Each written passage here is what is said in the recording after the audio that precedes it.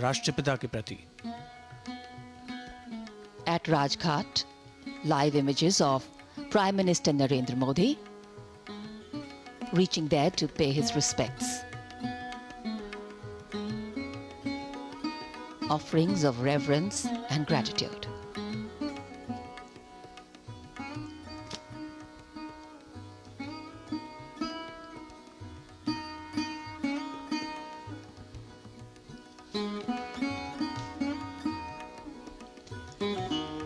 Though our paths may be different, our hearts need to be one.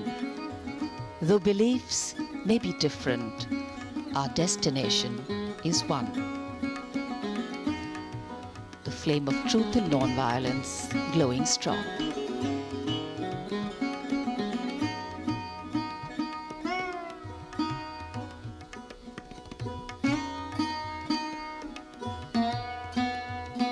After paying his respects at Rajghat, the Prime Minister will now arrive in a short while from now at Red Fort for the flag hoisting and national address.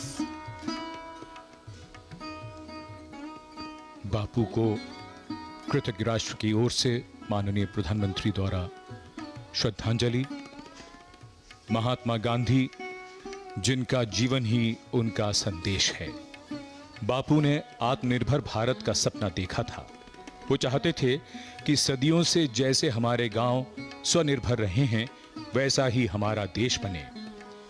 बापू के स्वच्छता के विचार को अपनाकर देश ने थोड़े ही समय में स्वच्छ भारत की छवि दुनिया भर में प्रस्तुत की है। अब देश में उत्पादन के दायरे को बढ़ाकर उसे एक नए स्तर तक ले जाना है। ये लक्ष्य है एक ऐसे भारत का जो अपनी जरूरतों को खुद पूरा कर सके।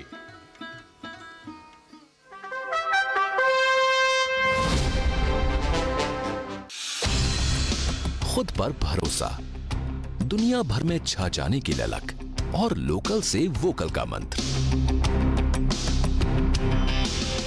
कुछ ऐसे ही बढ़ रहा है देश आत्मनिर्भर भारत के निर्माण की ओर।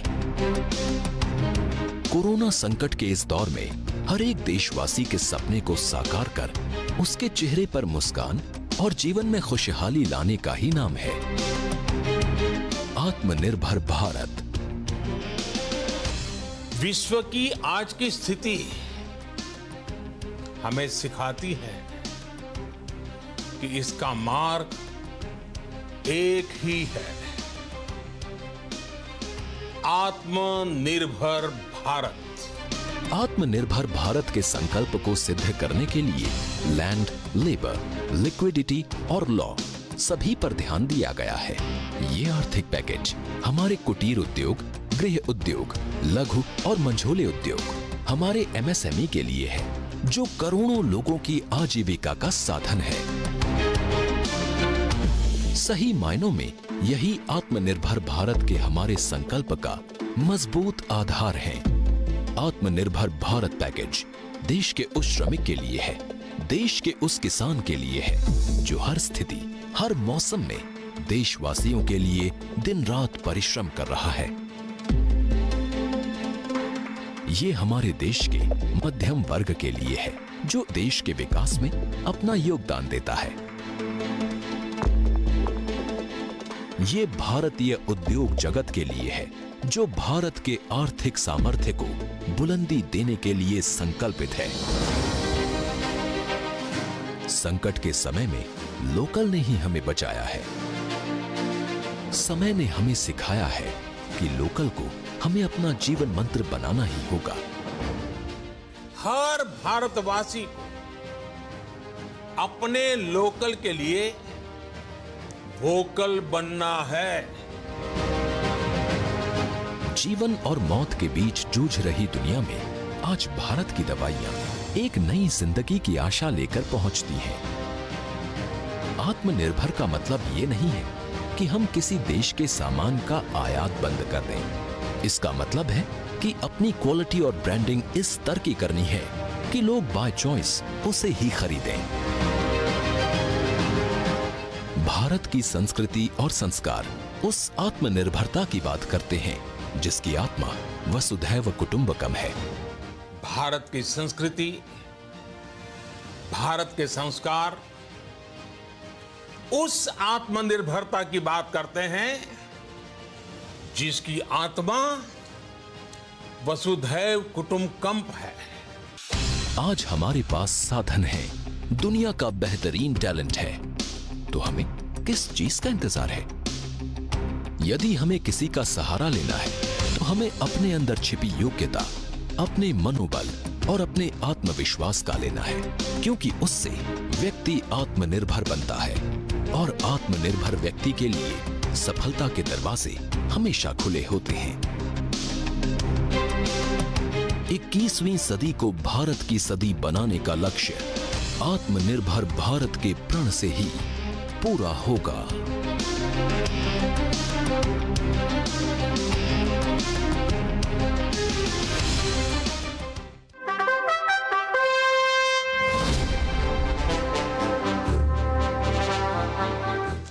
Freedom is not only about independence from foreign rule. In fact, freedom is the chance to do better, be better.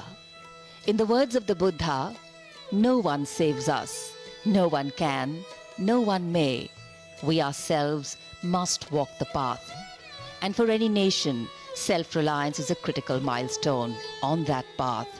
India has consistently been walking that path, going from strength to strength. And that's why today, as we breathe in this air of independence, we live in a free country. With generations of Indians never having lived as subjects of a foreign power. Freedom for us is a non-negotiable, something we take for granted as being there. Today, however, allows us to reflect on how this freedom was envisioned. And here at Red Fort, the arrival of the Prime Minister.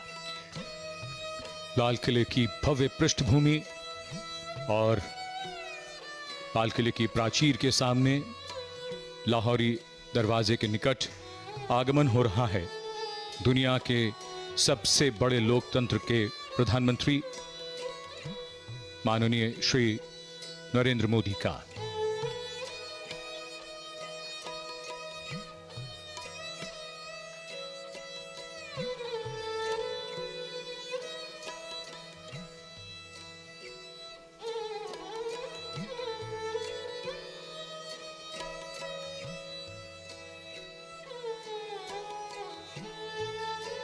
प्रधानमंत्री के आगमन पर उनकी अगवानी की जाएगी और वे guard of honour का निरीक्षण करेंगे।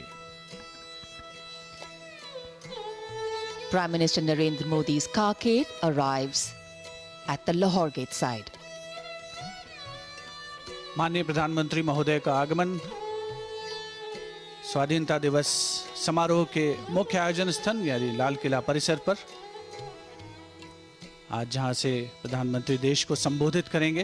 प्रधानमंत्री महोदय का स्वागत रक्षा मंत्री श्री राजनाथ सिंह के द्वारा, साथ में रक्षा सचिव डॉक्टर अजय कुमार, जिनका परिचय कराते हुए दिल्ली एरिया के GOC lieutenant general Vijay Kumar Mishra से माननीय प्रधानमंत्री गार्ड ऑफ ऑनर का कुछ ही समय के उपरांत निरीक्षण करेंगे। जनरल सैल्यूट, सलाम, चेस्ट।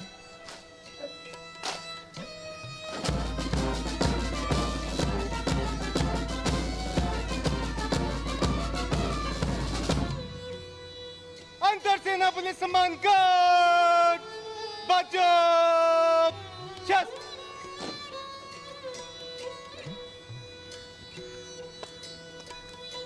अब माननीय प्रधानमंत्री जी की परेड का निरीक्षण।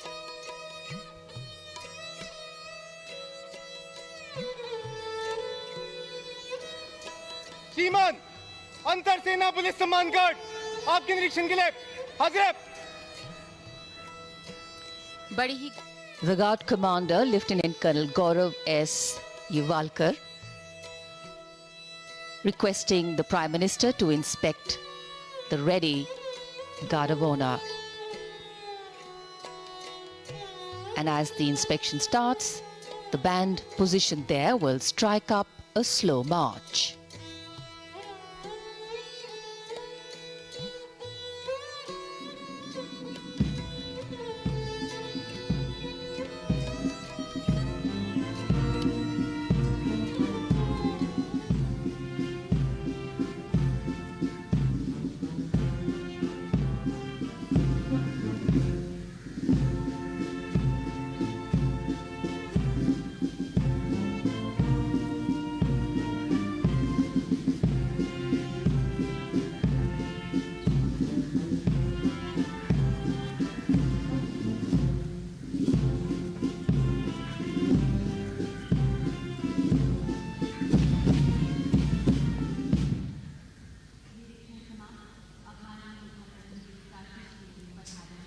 The inspection of the Guard of Honor complete, the Prime Minister moves now towards Lahori Gate, the entrance of the central courtyard of Red Fort, from where he will go up to the ramparts to unfurl the national flag and address the nation. सम्मान गारद का निरीक्षण करने के बाद माननीय प्रधानमंत्री लाल किले की प्राचीर की ओर प्रस्थान कर रहे हैं। लाल किले का भव्य और विशाल लाहौरी दरवाजा, जो कई ऐतिहासिक घटनाओं का साक्षी रहा है, 41 फीट ऊंचा और 24 फीट चौड़ा लाहौरी गेट। यहीं से प्रवेश करने के बाद प्राचीर पर जाने के लिए सीढ़ियां हैं। अब तो यहां लिफ्ट भी है। पहले जब लाल किला बनवाया गया था तब प्राचीर यहां नहीं थी, इसे बाद में बनवाया गया। The country today is celebrating and participating in one more celebration of a day that holds in its memory and legacy the power and responsibility that comes with freedom, the life force of democracy. The Prime Minister will now go up the lift to the first level of the ramparts. And as the Prime Minister will once again address the nation, the country's response and participation to the changing domestic and international dynamics will be foregrounded.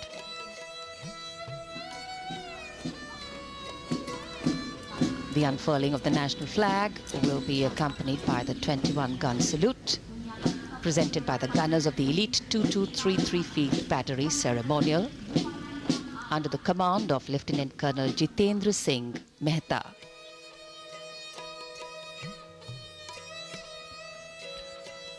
माननीय प्रधानमंत्री महोदय का स्वागत लाल किले की प्राचीर पर। Chief of defence staff general Bipin Rawat, रक्षा मंत्री श्री राजनाथ सिंह, दिल्ली एरिया के GOC lieutenant general Vijay Kumar Mishra उनके साथ में उपस्थित। प्राचीर की ओर प्रस्थान करते हुए माननीय प्रधानमंत्री अपने दूसरे कार्यकाल में दूसरी बार और लगातार 7वीं बार लाल किले की प्राचीर से वे राष्ट्र को संबोधित करेंगे। प्राचीर के ठीक सामने का क्षेत्र जहां पर राष्ट्रीय ध्वज गारद के जोशीले जवान मौजूद हैं, विशिष्ट दीर्घा जिसमें वरिष्ठ अधिकारी, राजनयिक, विदेशों के राजदूत आज के इस राष्ट्रीय पर्व का हिस्सा बनने के लिए सभी यहां पर उपस्थित हैं।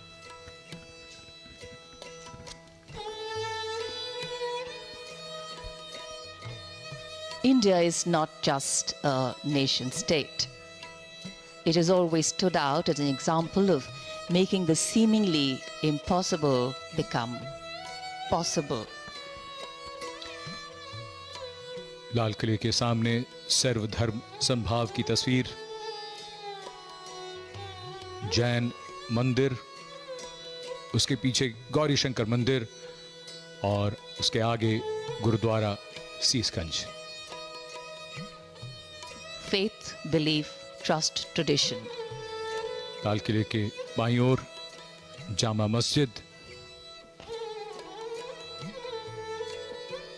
In fact, tradition, philosophy, ideas, and growth all have coexisted and co-flowered with a seeming randomness but larger design in India.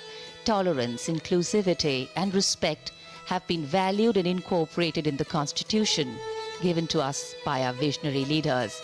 Dissent has made us progress. Collaboration has helped us grow, and belief in our nationhood has kept us together.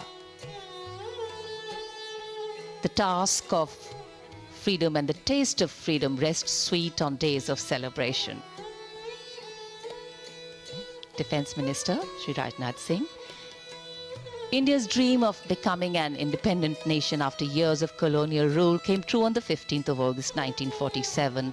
At the stroke of midnight, India began its journey as a free country. And today, as the largest democracy in the world, we are positioned and poised to continue forward. आज के समय में बदले हुए व्यवहार से हम corona का मुकाबला कर रहे हैं। ये न्यू नॉर्मल है, नया सामान्य व्यवहार। आज के समय में ये बदला हुआ व्यवहार बेहद जरूरी है। मुश्किलें सदा नहीं रहती, उनकी सीख रह जाती हैं। ऐतिहासिक लाल किला और उसकी प्राचीर, जहां अब से कुछ ही देर में माननीय प्रधानमंत्री द्वारा ध्वजारोहण होगा और वो राष्ट्र को संबोधित करेंगे।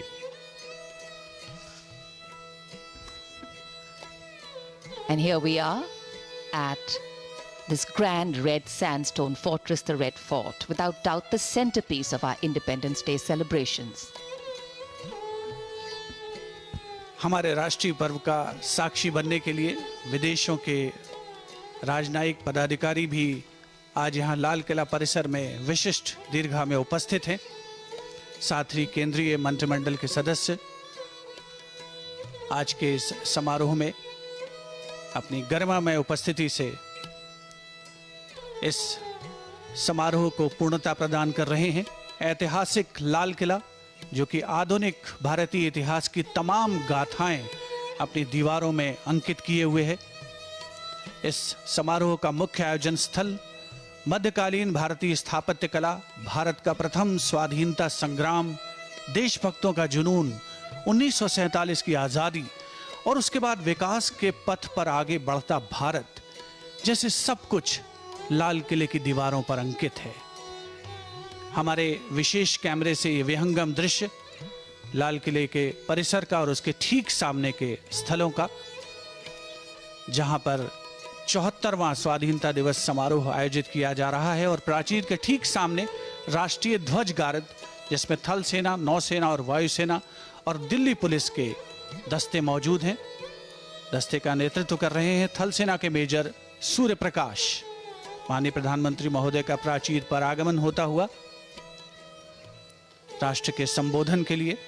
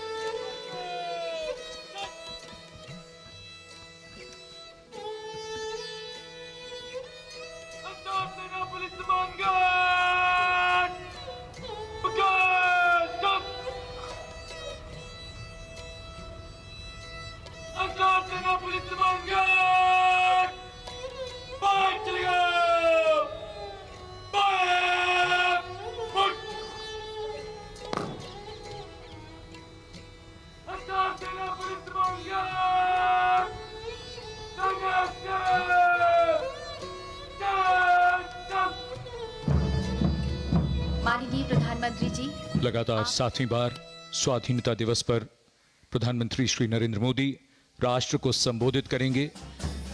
उनके विचारों को सुनने की उत्सुकता सबके मन में है। The Prime Minister acknowledging the greetings of those present, the national flag guard on its way out from across the ramparts. And in a short while from now, the Prime Minister will address the nation from the historic Red Fort. This rare living symbol telling its own story the place where the history of medieval India was crafted, and today it is a connect between the past and India's modern present.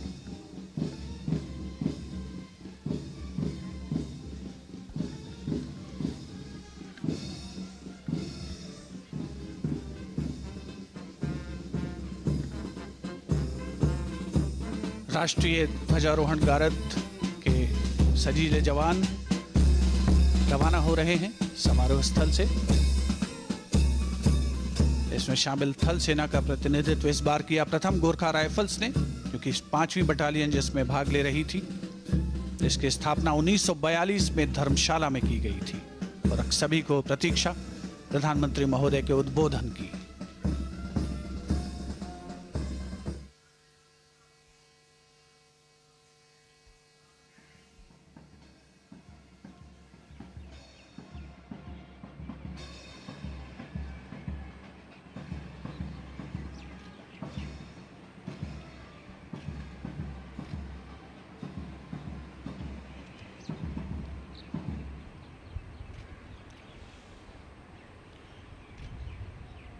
मेरे प्यारे देशवासियों,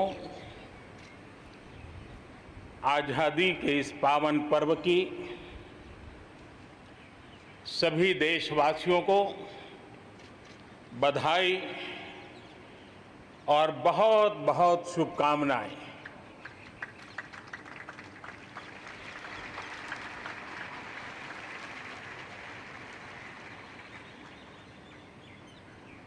आज जो हम स्वतंत्र भारत में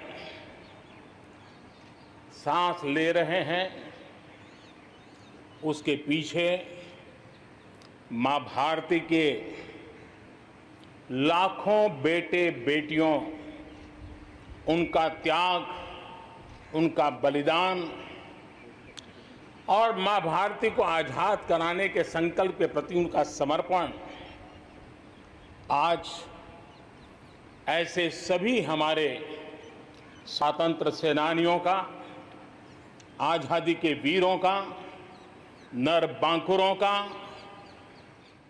वीर शहीदों का नमन करने का ये पर्व है। हमारे फौज के जाबाज जवान, हमारे अर्धसैनिक बल, हमारे पुलिस के जवान, सुरक्षा बल से जुड़े हुए हर कोई मां भारती के रक्षा में जुटे रहते हैं, सामान्य मानवीय की सुरक्षा में जुटे रहते हैं। आज उन सबको भी हृदयपूर्वक, आदरपूर्वक स्मरण करने का, उनके महान त्याग तपस्या को नमन करने का पर्व है। एक नाम और, श्री अरविंद घोष क्रांति दूत से लेकर आध्यात्म की यात्रा, आज उनके संकल्प, उनका जन्म जयंती है। हमें उनके संकल्पों को, हमारे संकल्पों को पूर्ण करने के उनकी तरफ से आशीर्वाद बने रहे हैं। हम एक विशिष्ट परिस्थिति से गुजर रहे हैं। आज छोटे छोटे बालक मेरे सामने नजर नहीं आ रहे। भारत का उज्जवल भविष्य क्यों? कोरोना ने सबको रोका हुआ है। इस कोरोना के कालखंड में लक्षावधि कोरोना वॉरियर्स, चाहे डॉक्टर हो, नर्सिस हो, सफाई कर्मी हो, एम्बुलेंस चलाने वाले लोग हो, किस किस के नाम गिनाऊंगा। उन लोगों ने इतने लंबे समय तक जिस प्रकार से सेवा परमो धर्मः इस मंत्र को जी करके दिखाया है, पूर्ण समर्पण भाव से मां भारती के लालों की सेवा की है, ऐसे सभी कोरोना वॉरियर्स को भी मैं आज नमन करता हूं। इस कोरोना के कालखंड में अनेक हमारे भाई बहन इस कोरोना के संकट में प्रभावित हुए हैं।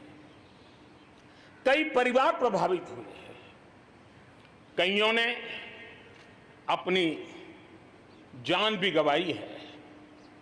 मैं ऐसे सभी परिवारों के प्रति अपनी संवेदनशीलता प्रकट करता हूं और इस कोरोना के खिलाफ मुझे विश्वास है 130 करोड़ देशवासियों की अदम्य इच्छा शक्ति, संकल्प शक्ति हमें उसमें भी विजय दिलाएगी और हम विजयी होके रहेंगे। मुझे विश्वास है कि पिछले दिनों भी हम एक प्रकार से अनेक संकटों से गुजर रहे। बाढ़ का प्रकोप, खास करके नॉर्थ ईस्ट, पूर्वी भारत, दक्षिण भारत, पश्चिमी भारत के कुछ इलाके, कहीं लैंडस्लाइड, अनेक दिक्कतों का सामना लोगों को करना पड़ा है। अनेक लोगों ने अपनी जान गंवाई है। मैं उन परिवारों के प्रति भी मेरी संवेदना व्यक्त करता हूं और राज्य सरकारों के साथ कंधे से कंधा मिलाकर के ऐसी संकट की घड़ी में हमेशा देश एक बनकर के, चाहे केंद्र सरकार हो, राज्य सरकार हो, हम मिलकर के तत्काल जितनी भी मदद पहुंचाने का प्रयास कर सकते हैं सफलतापूर्वक कर रहे हैं।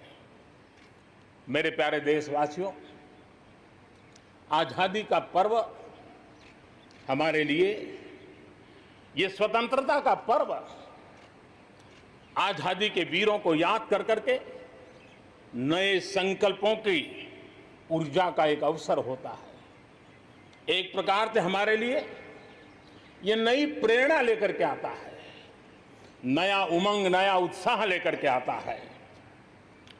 और इस बार तो हमारे लिए संकल्प करना बहुत आवश्यक भी है और बहुत शुभ अवसर भी है, क्योंकि अगला जब हम आजादी का पर्व मनाएंगे तब हम 75 वर्ष में प्रवेश करेंगे। ये अपने आप में एक बहुत बड़ा अवसर है और इसलिए आज आने वाले 2 साल के लिए बहुत बड़े संकल्प लेकर के हमें चलना है। 130 करोड़ देशवासियों को चलना है। आजादी के 75 वर्ष में जब प्रवेश करेंगे और आजादी के 75 वर्ष जब पूर्ण होंगे, हम हमारे संकल्पों की पूर्ति का एक महापर्व के रूप में उसको भी मनाएंगे। मेरे प्यारे देशवासियों, हमारे पूर्वजों ने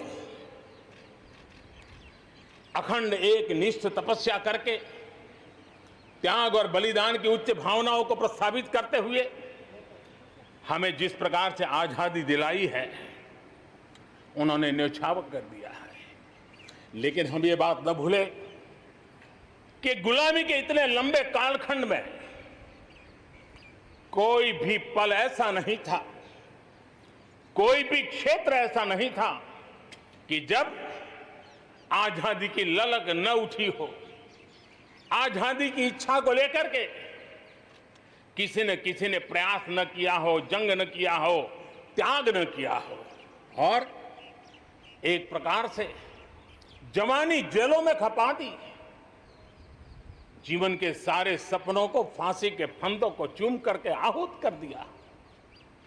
ऐसे वीरों को नमन करते हुए और फिर एक तरफ सशस्त्र क्रांति का दौर, दूसरी तरफ जन आंदोलन का दौर, पूज्य बापू के नेतृत्व में राष्ट्र जागरण के साथ जन आंदोलन की एक धारा ने आजादी के आंदोलन को एक नई ऊर्जा दी और हम आजादी के पर्व को आज मना पा रहे हैं। इस आजादी के जंग में भारत की आत्मा को कुचलने के भी निरंतर प्रयास हुए हैं, अनगिनत प्रयास हुए हैं।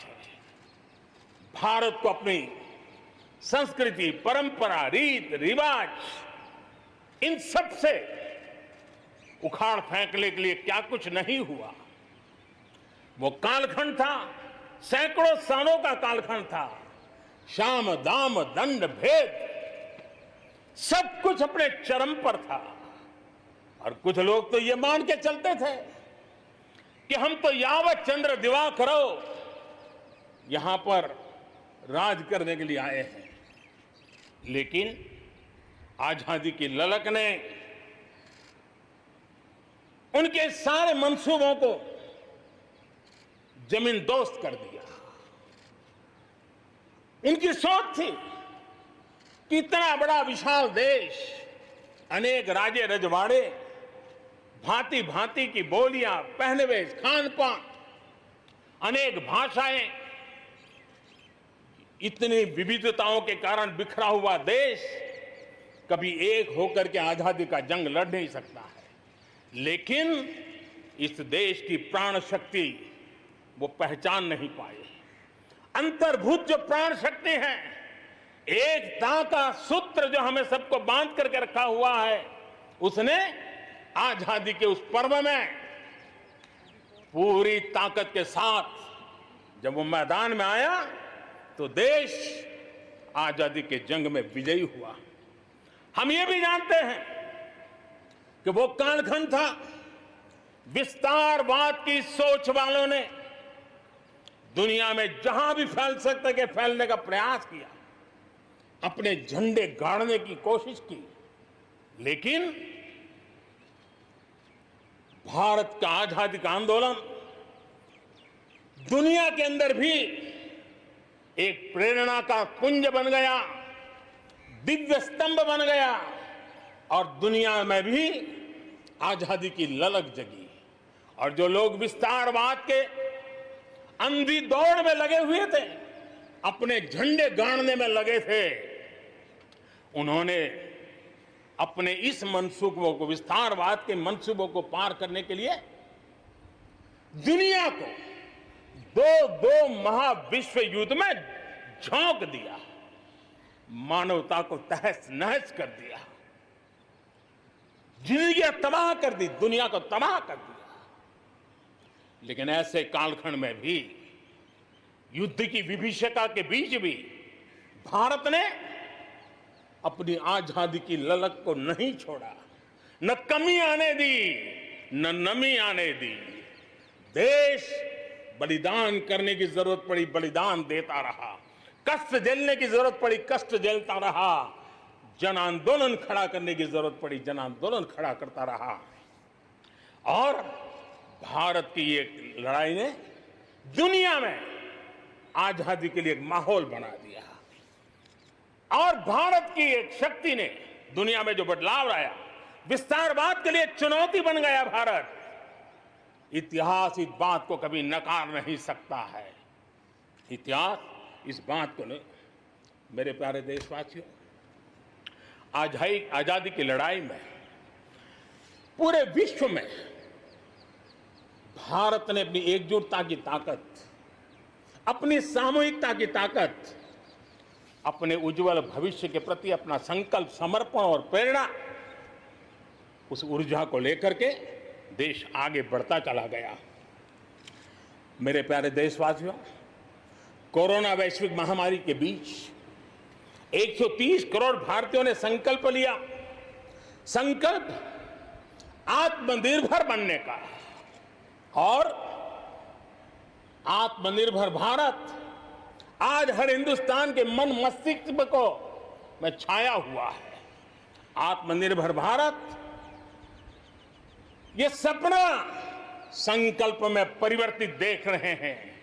आत्मनिर्भर भारत ये एक प्रकार से शब्द नहीं, ये आज 130 करोड़ देशवासियों के लिए मंत्र बन गया है।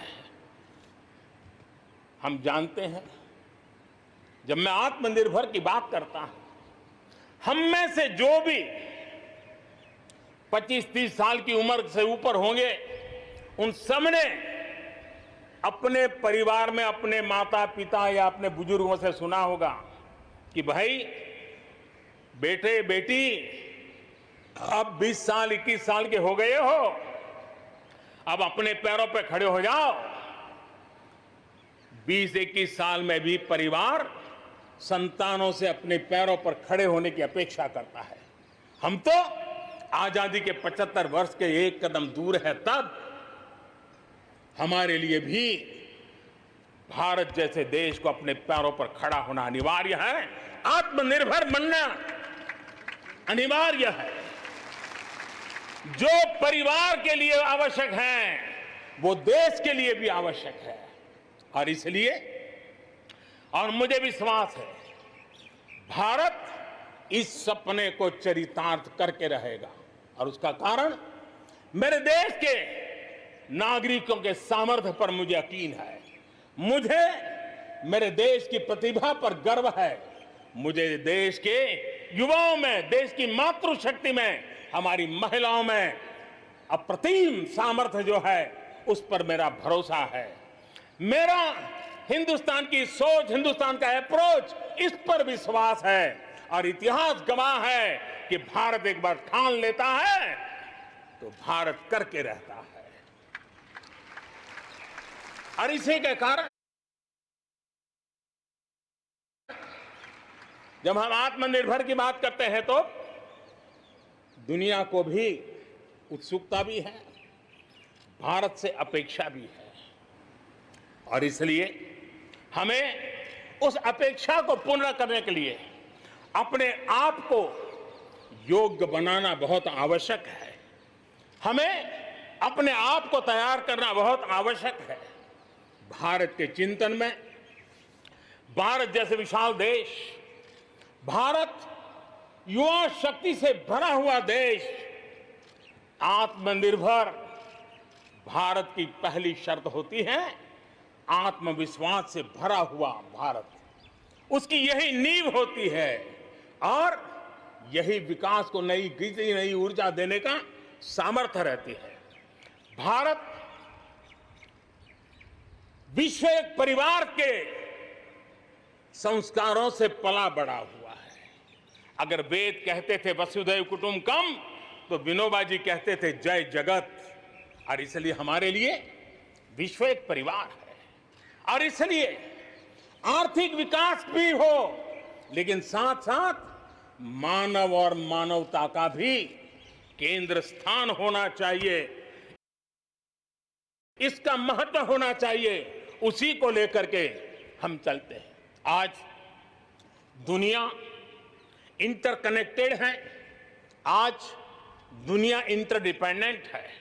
और इसलिए समय की मांग है कि विश्व अर्थव्यवस्था में भारत जैसे विशाल देश का योगदान बढ़ना चाहिए। विश्व कल्याण के लिए भी ये भारत का कर्तव्य है। और भारत को अपना योगदान बढ़ाना है तो भारत को स्वयं को सशक्त होना होगा, भारत को आत्मनिर्भर होना होगा। हमें जग कल्याण के लिए भी अपने आप को सामर्थ्यवान बनाना ही पड़ेगा। और जब हमारी जड़ें मजबूत होगी, हमारा अपना सामर्थ्य होगा तो हम दुनिया का भी कल्याण करने की दिशा में कदम उठा सकते हैं। हमारे देश में अथाक प्राकृतिक संपदा है, क्या कुछ नहीं है। आज समय की मांग है कि हमारे इन प्राकृतिक संसाधनों में हम वैल्यू एडिशन करें, हम हमारे मानव संपदा में मूल्य वृद्धि करें, नई ऊंचाइयों पर ले जाएं। और हम देश में कब तक कच्चा माल विदेश भेजते रहेंगे, रॉ मटेरियल कब तक दुनिया में भेजते रहेंगे। और देखिए तो रॉ मटेरियल दुनिया में भेजना और फिनिश गुड को दुनिया से वापस लाना, ये खेल कब तक चलेगा। और इसलिए हमें आत्मनिर्भर बनना होगा। हमारी हर शक्ति पर वैश्विक आवश्यकताओं के अनुसार मूल्य वृद्धि करना है, ये हमारा दायित्व है। ये वैल्यू एडिशन करने की दिशा में हम आगे बढ़ना चाहते हैं। हम विश्व में योगदान करने के लिए हम आगे बढ़ना चाहते हैं। विश्व में हम कुछ न कुछ, उसी प्रकार से कृषि क्षेत्र, एक समय था जब हम बाहर से गेहूं मंगवा करके अपना पेट भरते थे, लेकिन हमारे देश के किसानों ने वो कमाल करके दिखा दिया। आत्मनिर्भर भारत आज कृषि क्षेत्र में बना है। आज भारत के किसान भारत के नागरिकों का ही पेट भरते इतना नहीं है। आज भारत वो स्थिति में है कि दुनिया में जिसकी जरूरत है उसको भी हम अन्न दे सकते हैं। अगर ये हमारी शक्ति है, आत्मनिर्भर की ये ताकत है, तो हमारे कृषि क्षेत्र में भी मूल्य वृद्धि आवश्यक है। वैश्विक आवश्यकताओं के अनुसार हमारे कृषि जगत में बदलाव की आवश्यकता है। विश्व की अपेक्षाओं को पूरा करने के लिए हमने हमारे कृषि जगत को भी आगे बढ़ाने की जरूरत है। आज देश अनेक नए कदम उठा रहा है और इसलिए अब आप देखिए स्पेस सेक्टर में हमने खुला कर दिया, देश के युवाओं को अवसर मिला है। हमने कृषि क्षेत्र को कानूनों से मुक्त कर दिया, बंधनों से मुक्त कर दिया। हमने आत्मनिर्भर बनाने का प्रयास किया हुआ है। जब भारत स्पेस सेक्टर में ताकतवर बनता है तो पड़ोसियों को जरूर उसका लाभ होता है।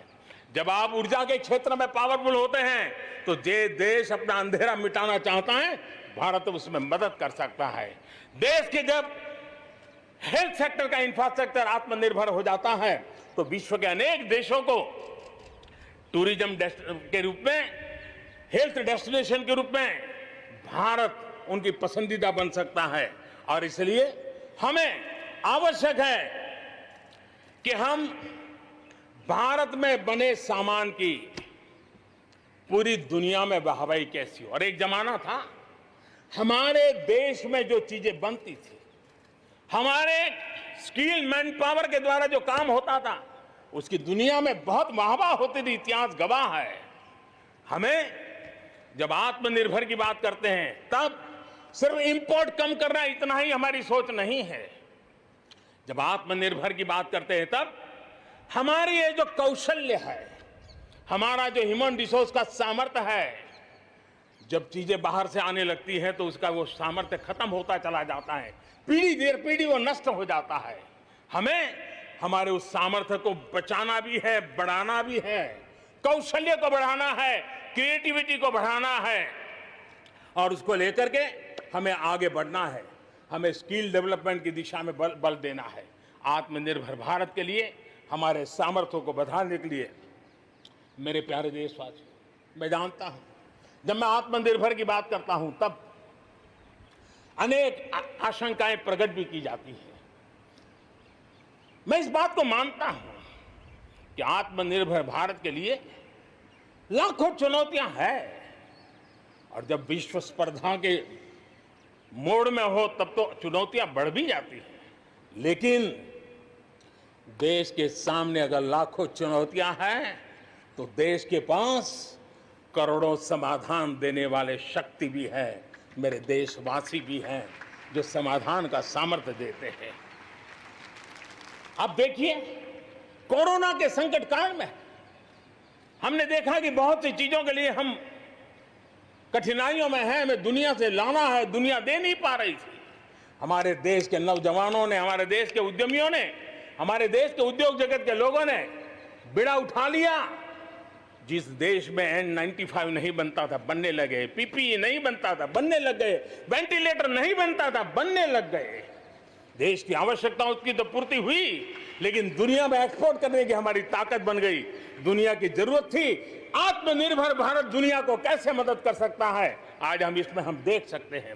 और इसलिए विश्व की भलाई में भी भारत का योगदान करना ये दायित्व बनता है और उसलिए भी हमें उसी प्रकार से बहुत हो चुका। आजाद भारत की मानसिकता क्या होनी चाहिए? आजाद भारत की मानसिकता होनी चाहिए वोकल फॉर लोकल। हमारे जो स्थानीय उत्पाद है उसका हमने गौरवगान करना चाहिए। हम अपनी चीजों का गौरवगान नहीं करेंगे तो उसको अच्छा बनने का अवसर भी नहीं मिलेगा, उसकी हिम्मत नहीं बढ़ेगी। आइए हम मिलकर के संकल्प लें, आजादी के 75 साल के पर्व की ओर जब कदम रख रहे हैं तब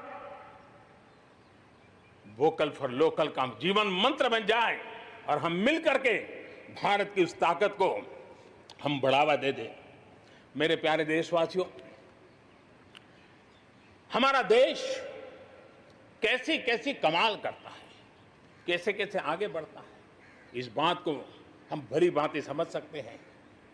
कौन सोच सकता था कि कभी गरीबों के जनधन खाते में लाखों करोड़ों रुपए सीधे ट्रांसफर हो जाएंगे। कौन सोच सकता था कि किसानों की भलाई के लिए एपीएमसी जैसा एक्ट में इतने बदलाव हो जाएंगे। कौन सोचता था हमारे व्यापारी आलम पे जो लटकती तलवार थी, एसेंशियल कमोडिटी एक्ट, इतने सालों के बाद वो भी बदल जाएगा। कौन सोचता था कि हमारा स्पेस सेक्टर हमारे देश के युवाओं के लिए खुला कर दिया जाएगा। आज हम देख रहे हैं, राष्ट्रीय शिक्षा नीति हो, one nation one ration card की बात हो, वन नेशन वन ग्रिड की बात हो, वन नेशन वन टैक्स की बात हो, इंसॉल्वेंसी और बैंकरप्सी कोड उसकी बात हो, चाहे बैंकों को मर्जर करने का प्रयास हो, देश की सच्चाई बन चुकी है, देश की हकीकत है। भारत में परिवर्तन के इस कालखंड में रिफॉर्म्स के परिणामों को दुनिया देख रही है। एक के बाद एक दूसरे से जुड़े हुए हम जो रिफॉर्म्स कर रहे हैं उसको दुनिया बहुत बारीकी से देख रही है और उसी का कारण है बीते वर्ष भारत में एफडीआई में अब तक के सारे रिकॉर्ड तोड़ दिए। फॉरेन डायरेक्ट इन्वेस्टमेंट अब तक के सारे रिकॉर्ड तोड़ दिए।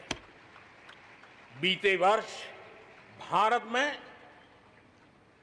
एफडीआई में 18% की वृद्धि हुई है, बढ़ोतरी हुई है और इसलिए कोरोना काल में भी दुनिया की बड़ी बड़ी कंपनियां भारत की ओर रुख ले रही हैं। ये विश्वास ऐसे ही पैदा नहीं हुआ है, ऐसे ही दुनिया मोहित नहीं हुई है। इसके लिए भारत ने अपनी नीतियों पर, भारत ने अपने लोकतंत्र पर, भारत ने अपनी अर्थव्यवस्था की बुनियाद की मजबूती पर जो काम किए हैं उसने ये विश्वास जगाया है। दुनिया भर के अनेक बिजनेस भारत को सप्लाई चेन के केंद्र के रूप में आज देख रहे हैं। अब हमें मेक इन इंडिया के साथ साथ मेक फॉर वर्ल्ड ये मंत्र को लेकर के भी हमें आगे बढ़ना है। 130 करोड़ देशवासियों का सामर्थ्य, जब एक ही समय में, जरा याद कीजिए पिछले कुछ दिन, और 130 करोड़ देशवासियों के सामर्थ्य के लिए गर्व कीजिए। कोरोना के इस महाकालखंड में एक तरफ चक्रवात, पूरब में भी चक्रवात, पश्चिम में भी चक्रवात, बिजली गिरने से अनेक लोगों की मौत की खबरें, कहीं पर बार बार भूस्खलन की घटनाएं, छोटे मोटे भूकंप के झटके, इतना कम था तो हमारे किसानों के लिए टिड्डी दल की आपत्तियां आई। न जाने एक साथ एक के बाद एक मुसीबतों का अंबार लग गया, लेकिन उसके बावजूद भी देश जरा भी अपना विश्वास नहीं खोया। देश आत्मविश्वास के साथ आगे बढ़ता जाया गया। देशवासियों के जीवन को, देश की अर्थव्यवस्था को कोरोना के प्रभाव से जल्दी से जल्दी बाहर निकालना आज हमारी प्राथमिकता है। इसमें अहम भूमिका रहेगी नेशनल इंफ्रास्ट्रक्चर पाइपलाइन प्रोजेक्ट की। इस पर 110 लाख करोड़, उससे भी ज्यादा खर्च किए जाएंगे। इसके लिए अलग अलग सेक्टर्स में लगभग 7,000 प्रोजेक्ट्स की पहचान कर ली गई है। इससे देश के ओवरऑल इंफ्रास्ट्रक्चर डेवलपमेंट को एक नई दिशा भी मिलेगी, एक नई गति भी मिलेगी। और इससे हमेशा कहा जाता है, ऐसे संकट की घड़ी में जितना ज्यादा इंफ्रास्ट्रक्चर को बल दिया जाए ताकि आर्थिक गतिविधि बढ़ती है, लोगों को रोजगार मिलता है, काम मिलता है, उसके जुड़े हुए कई काम एक साथ चल जाते हैं। छोटे बड़े उद्योग, किसान, हर मध्यम वर्ग को इसका बहुत लाभ होता है। और आज मैं एक बात स्मरण करना चाहता हूं, जब अटल बिहारी वाजपेयी हमारे देश के प्रधानमंत्री थे, तब उन्होंने स्वर्णिम चतुर्भुज की एक बहुत बड़ी दूरगामी असर पैदा करने वाली योजना को प्रारंभ किया था और देश के रोड नेटवर्क के इंफ्रास्ट्रक्चर को नेक्स्ट जनरेशन पर ले गए थे। आज भी वो स्वर्णिम चतुर्भुज की तरफ देश बड़े गर्व से देख रहा है। हाँ, हमारा हिंदुस्तान बदल रहा है, देख रहा है। मेरे प्यारे देशवासियों, अटल जी ने अपने समय में ये काम किया, लेकिन अब हमें उसे आगे ले जाना है, हमें नई ओर ले जाना है। और अब हम साइलोज में नहीं चल सकते। हम इंफ्रास्ट्रक्चर को, रोड का रोड वाला काम करेगा, रेल का रेल में चला जाएगा, न रेल का रोड से संबंध, न रोड का रेल से संबंध, न एयरपोर्ट का पोर्ट से संबंध, न पोर्ट का एयरपोर्ट से संबंध, न रेलवे स्टेशन का बस से संबंध, बस स्टेशन से संबंध, न बस स्टेशन का रेलवे। ऐसी स्थिति नहीं चले। अब हमें सारा इंफ्रास्ट्रक्चर एक कॉम्प्रिहेंसिव हो, इंटीग्रेटेड हो, एक दूसरे के पूरक हो, रेल से रोड पूरक हो, रोड से सी पोर्ट पूरक हो, सी पोर्ट से पोर्ट पूरक हो। ये हमें एक नए सदी के लिए हमें मल्टी मॉडल कनेक्टिविटी इंफ्रास्ट्रक्चर, इसको जोड़ने के लिए हम अब आगे बढ़ रहे हैं और ये एक नया आयाम होगा। बहुत बड़ा सपना लेकर के इस पर काम शुरू किया है और मुझे विश्वास है ये साइलोस को खत्म करके हमारे इस सारी व्यवस्था को एक नई ताकत देंगे।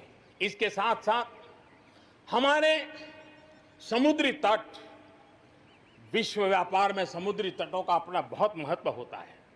जब हम पोर्ट लेड डेवलपमेंट को लेकर के चले हैं, तब हम आने वाले दिनों में समुद्री तट के पूरे हिस्से में 4 लेन रोड बनाने की दिशा में एक आधुनिक इंफ्रास्ट्रक्चर के लिए हम काम करेंगे। मेरे प्यारे देशवासियों, हमारे यहां शास्त्रों में एक बहुत बड़ी बात और बड़ी महत्वपूर्ण बात कही गई है। हमारे यहां शास्त्रों में कहा गया है, सामर्थ्य मूलम स्वातंत्रम, सामर्थ्य मूलम स्वातंत्रम, श्रम मूलम च वैभवम, श्रम मूलम च वैभवम। यानी किसी समाज की, किसी भी राष्ट्र की आजादी का स्रोत उसका सामर्थ्य होता है और उसके वैभव, उन्नति, प्रगति का स्रोत उसकी श्रम शक्ति है। और इसलिए सामान्य नागरिक, शहर हो या गांव, उसकी मेहनत का कोई मुकाबला नहीं है। मेहनत का समाज को जब सुविधाएं मिलती है, जीवन का संघर्ष, रोजमर्रा की मुसीबतें कम होती है, तो उसकी ऊर्जा, उसकी शक्ति बहुत खिल उठती है, बड़े कमाल करके देती है। बीते 6 वर्षों में देश के मेहनत कश नागरिकों का जीवन बेहतर बनाने के लिए अनेक विविध कामों का सिलसिला चलाया गया है, अनेक अभियान चलाए गए हैं। आप देखिए, बैंक खाता हो, पक्के घर की बात हो, इतनी बड़ी मात्रा में शौचालय बनाने हो, हर घर में बिजली कनेक्शन पहुंचाना हो, माताओं बहनों को धुएं से मुक्त करने के लिए गैस का कनेक्शन देना हो, गरीब से गरीब को बीमा सुरक्षा देने का प्रयास हो, 5 लाख रुपए तक अच्छे से अच्छे अस्पताल में मुफ्त इलाज कराने के लिए आयुष्मान भारत योजना हो, राशन की दुकानों को टेक्नोलॉजी जोड़ने की बात हो, हर गरीब, हर व्यक्ति बिना किसी भेदभाव के पूरी पारदर्शिता के साथ उसको लाभ पहुंचाने में पिछले 6 साल ने बहुत अच्छी तरह प्रगति की है। कोरोना के संकट में भी इन व्यवस्थाओं में बहुत मदद मिली है। इस दौरान करोड़ों गरीब परिवारों को मुफ्त गैस सिलेंडर पहुंचना, राशन कार्ड हो या न हो, 80 करोड़ से ज्यादा मेरे देशवासियों को उनके घर का चूल्हा जलता रहे, 80 करोड़ देशवासियों को मुफ्त में अनाज पहुंचाने का काम हो। 90,000 करोड़ रुपए से ज्यादा सीधे बैंक खाते में पैसे ट्रांसफर हो, कुछ वर्ष पहले तो सोच भी नहीं सकते थे, कल्पना ही नहीं कर सकते थे कि दिल्ली 1 रुपया से 1 रुपया निकले और 100 के 100 पैसे गरीब के खाते में जमा हो जाएं। ये पहले कभी सोचा भी नहीं जा सकता है। अपने ही गांव में रोजगार के लिए गरीब कल्याण रोजगार अभियान शुरू किया गया है। श्रमिक साथी खुद को रीस्किल करे, अपस्किल करे, इस पर विश्वास करते हुए, श्रम शक्ति पे भरोसा करते हुए, गांव के संसाधनों पर भरोसा करते हुए हम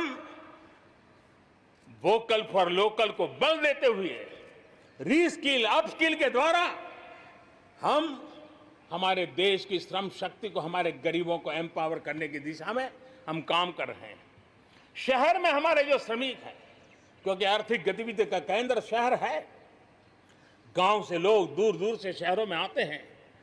स्ट्रीट वेंडर्स हो, रेडी पटरी वाले लोग हो, आज बैंकों से उनको सीधा पैसा देने की योजना चल रही है। लाखों लोगों ने इतने कम समय में कोरोना के कालखंड में इसका फायदा उठाया है। अब उनको कहीं से ज्यादा ब्याज से खानगी स्तर पर पैसे लेने की जरूरत नहीं पड़ेगी, बैंक से वो अधिकार से अपने पैसे ले पाएगा। उसी प्रकार से जब शहर में हमारे श्रमिक आते हैं, उनको रहने की अगर अच्छी सुविधा मिल जाए तो उनकी कार्य क्षमता में भी बहुत बढ़ोतरी होती है। और इसी बात को ध्यान में रखते हुए शहर के अंदर उनके लिए हमने आवास की व्यवस्था की एक बहुत बड़ी योजना बनाई है, ताकि शहर के अंदर जब श्रमिक आएगा तो वो अपने काम के लिए मुक्त मन से पूरे विश्वास के साथ आगे बढ़ पड़ेंगे।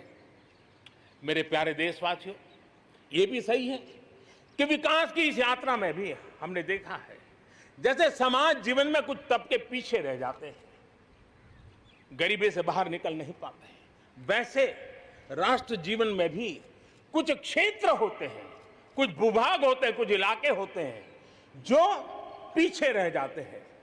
आत्मनिर्भर भारत बनाने के लिए हमारे लिए संतुलित विकास बहुत आवश्यक है। और हमने 110 से ज्यादा आकांक्षी जिले आइडेंटिफाई किए हैं। उन 110 जिले जो एवरेज से भी पीछे हैं, उनको राज्य की और राष्ट्र की एवरेज तक ले आना है। सभी पैरामीटर में लेता है। वहां के लोगों को बेहतर शिक्षा मिले, वहां के लोगों को बेहतर स्वास्थ्य सुविधाएं मिले, वहां के लोगों को रोजगार के स्थानीय अवसर पैदा हो। और उसके लिए लगातार हमने इन 110 जिले जो हमारी विकास यात्रा में कहीं पीछे छूट गए हैं, उनको आगे ले जाने के लिए प्रयास कर रहे हैं। मेरे प्यारे देशवासियों, आत्मनिर्भर भारत की अहम प्राथमिकता आत्मनिर्भर कृषि और आत्मनिर्भर किसान, और इसको हम कभी भी नजरअंदाज नहीं कर सकते हैं। किसान को पिछले दिनों हमने देखा है, एक के बाद एक रिफॉर्म आजादी के इतने सालों के बाद किए गए हैं। किसान को तमाम बंधनों से मुक्त करना हो, वो काम हमने कर दिया है। आप सोच नहीं सकते होंगे, हमारे देश में आप अगर साबुन बनाते हैं, हिंदुस्तान के कोने में जाके साबुन बेच सकते हैं। आप अगर कपड़ा बनाते हैं, हिंदुस्तान के किसी कोने में जाके कपड़ा बेच सकते हैं। आप चीनी बनाएं, आप चीनी बेच सकते हैं। लेकिन मेरा किसान, बहुत लोगों को पता नहीं होगा, मेरे देश का किसान जो उत्पादन करता था, न वो अपनी मर्जी से बेच सकता था, न अपनी मर्जी से जहां बेचना चाहता था वहां बेच सकता था। उसके लिए जो दायरा तय किया था वहीं बेचना पड़ता था। उस सारे बंधनों को हमने खत्म कर दिया है। अब हिंदुस्तान का किसान उस आजादी की सांस को ले पाएगा, ताकि वो हिंदुस्तान के किसी में भी, दुनिया के किसी भी कोने में अपना माल बेचना चाहता है, वो अपने टर्म्स पर बेच पाएगा। इस बात को हमने किसान की आय को बढ़ाने के लिए अनेक वैकल्पिक चीजों को भी बल दिया है। उसके किसानी में इनपुट कॉस्ट कैसे कम हो, सोलार पंप, उसको डीजल पंप से मुक्ति कैसे दिला दे, अन्नदाता ऊर्जादाता कैसे बने, मधुमक्खी पालन हो, फिशरीज हो, पोल्ट्री हो, ऐसे अनेक चीजें उसके साथ जुड़ जाएं ताकि उसकी आय दोगुना हो जाए। उस दिशा में हम लगातार काम कर रहे हैं। आज समय की मांग है हमारा कृषि क्षेत्र आधुनिक बने, मूल्य वृद्धि हो, वैल्यू एडिशन हो, फूड प्रोसेसिंग हो, पैकेजिंग की व्यवस्था हो, उसको संभालने की व्यवस्था हो, और इसलिए अच्छे इंफ्रास्ट्रक्चर की जरूरत है। आपने देखा होगा इस कोरोना कालखंड में ही पिछले दिनों 1 लाख करोड़ रुपया एग्रीकल्चर इंफ्रास्ट्रक्चर के लिए भारत की सरकार ने आवंटित किए हैं, और इंफ्रास्ट्रक्चर जो किसानों की भलाई के लिए होगा, और इसके कारण किसान अपना मूल्य भी प्राप्त कर सकेगा, दुनिया के बाजार में बेच भी पाएगा, विश्व बाजार में उसकी पहुंच बढ़ेगी। आज हमने ग्रामीण उद्योगों को मजबूत करने की जरूरत है। ग्रामीण क्षेत्रों में विशिष्ट प्रकार से आर्थिक क्लस्टर बनाने जाएंगे। कृषि और गैर कृषि उद्योगों को गांव के अंदर एक जाल बनाई जाएगी, और उसके कारण उसके साथ साथ किसानों के लिए जो नई एफपीओ हमने बनाने का, किसान उत्पादक संघ बनाने का जो हमने कोशिश की है, वो अपने आप में एक बहुत बड़ा इकोनॉमिकल एम्पावरमेंट का काम करेगा। भाइयों बहनों, मैंने पिछली बार यहां पर जल जीवन मिशन की घोषणा की थी। आज उसको 1 साल हो रहा है। मैं आज गर्व से कह सकता हूं कि जो हमने सपना लिया है कि पीने का शुद्ध जल, नल से जल हमारे देशवासियों को मिलना चाहिए। स्वास्थ्य की समस्याओं का समाधान भी शुद्ध पीने के जल से जुड़ा हुआ होता है। अर्थव्यवस्था में भी उसका बहुत बड़ा योगदान होता है, और उसको लेकर के जल जीवन मिशन शुरू किया। आज मुझे संतोष है कि प्रतिदिन हम 1 लाख से ज्यादा घरों में, हर दिन 1 लाख से ज्यादा घरों में जल पहुंचा रहे हैं, पाइप से जल पहुंचा रहे हैं। और पिछले 1 साल में 2 करोड़ परिवारों तक हम जल पहुंचाने में यशस्वी हुए हैं। और विशेष करके जंगलों में दूर दूर रहने वाले हमारे आदिवासियों के घरों तक ये पहुंचाने का काम, बड़ा अभियान चला है। और मुझे खुशी है कि आज जल जीवन मिशन ने देश में एक तंदुरुस्त स्पर्धा का माहौल बनाया है। जिले जिले के बीच में तंदुरुस्त स्पर्धा हो रही है, नगर नगर के बीच में तंदुरुस्त स्पर्धा हो रही है, राज्य राज्य के बीच में तंदुरुस्त स्पर्धा हो रही है। हर किसी को लग रहा है कि प्रधानमंत्री का जल जीवन मिशन का जो सपना है, उसको हम जल्दी से जल्दी अपने क्षेत्र में पूरा करेंगे। कोऑपरेटिव कॉम्पिटिटिव फेडरलिज्म को एक नई ताकत इस जल जीवन मिशन के साथ जुड़ गई है, और उसके साथ भी हम आगे बढ़ रहे हैं। मेरे प्यारे देशवासियों, चाहे हमारा कृषि का क्षेत्र हो, चाहे हमारे लघु उद्योगों का क्षेत्र हो, चाहे हमारे नौकरी पेशा करने वाले समाज के लोग हो, ये करीब करीब सभी लोग एक प्रकार से भारत का मध्यम वर्गीय बहुत बड़ा संपुट है। और मध्यम वर्ग से निकले हुए प्रोफेशनल्स आज दुनिया में अपना डंका जमा रहे हैं। मध्यम वर्ग से निकले हुए हमारे डॉक्टर, इंजीनियर, वकील, साइंटिस्ट, सब कोई दुनिया के अंदर अपना नाम, डंडा जमा रहे हैं। और इसलिए ये बात तय है कि मध्यम वर्ग को जितने अवसर मिलते हैं, वो अनेक गुना ताकत के साथ उभर करके आते हैं। और इसलिए मध्यम वर्ग को सरकारी दखलंदाजी से मुक्ति चाहिए। मध्यम वर्ग को अनेक विध नए अवसर चाहिए, उसको खुला मैदान होना चाहिए। और हमारी सरकार लगातार मध्यम वर्ग के इन सपनों को पूरा करने के लिए काम कर रही है। मध्यम वर्ग मिरेकल करने की ताकत रखता है। ईज ऑफ लिविंग, इसका सबसे बड़ा लाभ किसी को होना है तो मेरे मध्यम वर्गीय परिवारों को होना है। सस्ते इंटरनेट की बात हो, चाहे सस्ते स्मार्टफोन की बात हो, या उड़ान के तहत हवाई जहाज की टिकटें बहुत मिनिमम हो जाने की बात हो, या हमारे हाईवेज हो, इंफॉर्मेशन वेज हो, ये सारी चीजें मध्यम वर्ग की ताकत को बढ़ाने वाली है। आज आपने देखा होगा मध्यम वर्ग में जो गरीबी से बाहर निकला है, उसका पहला सपना होता है अपना घर होना चाहिए। वो एक बराबरी की जिंदगी जाना चाहता है। देश में बहुत बड़ा काम हमने ईएमआई के क्षेत्र में किया, और उसके कारण होम लोन सस्ते हुए। और जब एक घर के लिए लोन लेता है तो लोन पूरी करते करते करीब 6 लाख रुपया कि उसके छूट मिल जाती है।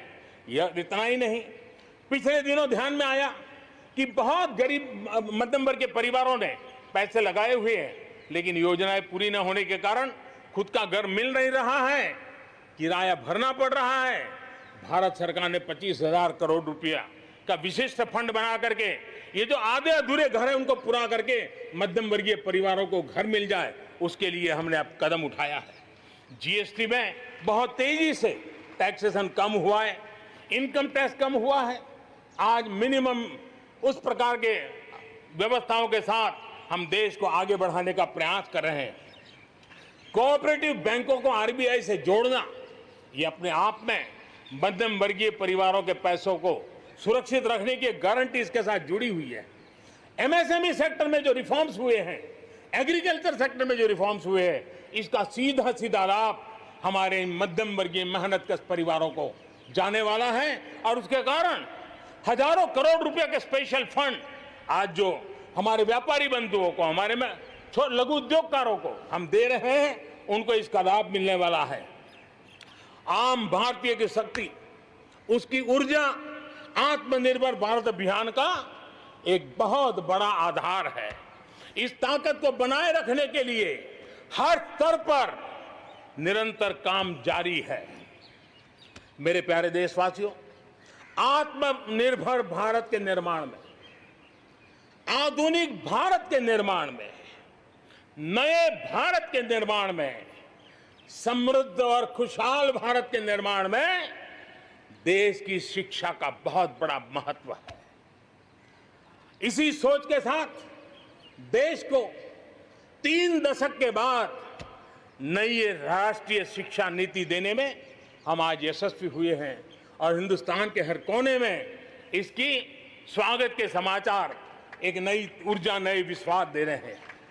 ये शिक्षा, ये राष्ट्रीय शिक्षा नीति हमारे विद्यार्थियों को जड़ से जोड़ेगी, लेकिन साथ साथ उसको एक ग्लोबल सिटीजन बनाने का भी पूरा सामर्थ्य देगी। वो जड़ों से जुड़ा होगा, लेकिन उसका सर आसमान की ऊंचाइयों को छूता होगा।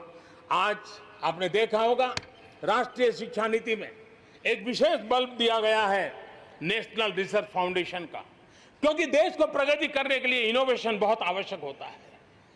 इनोवेशन को जितना बल मिलेगा, रिसर्च को जितना बल मिलेगा, उतना ही देश को आगे ले जाने में और कॉम्पिटिटिव वर्ल्ड के अंदर आगे बढ़ने में बहुत ताकत मिलेगी।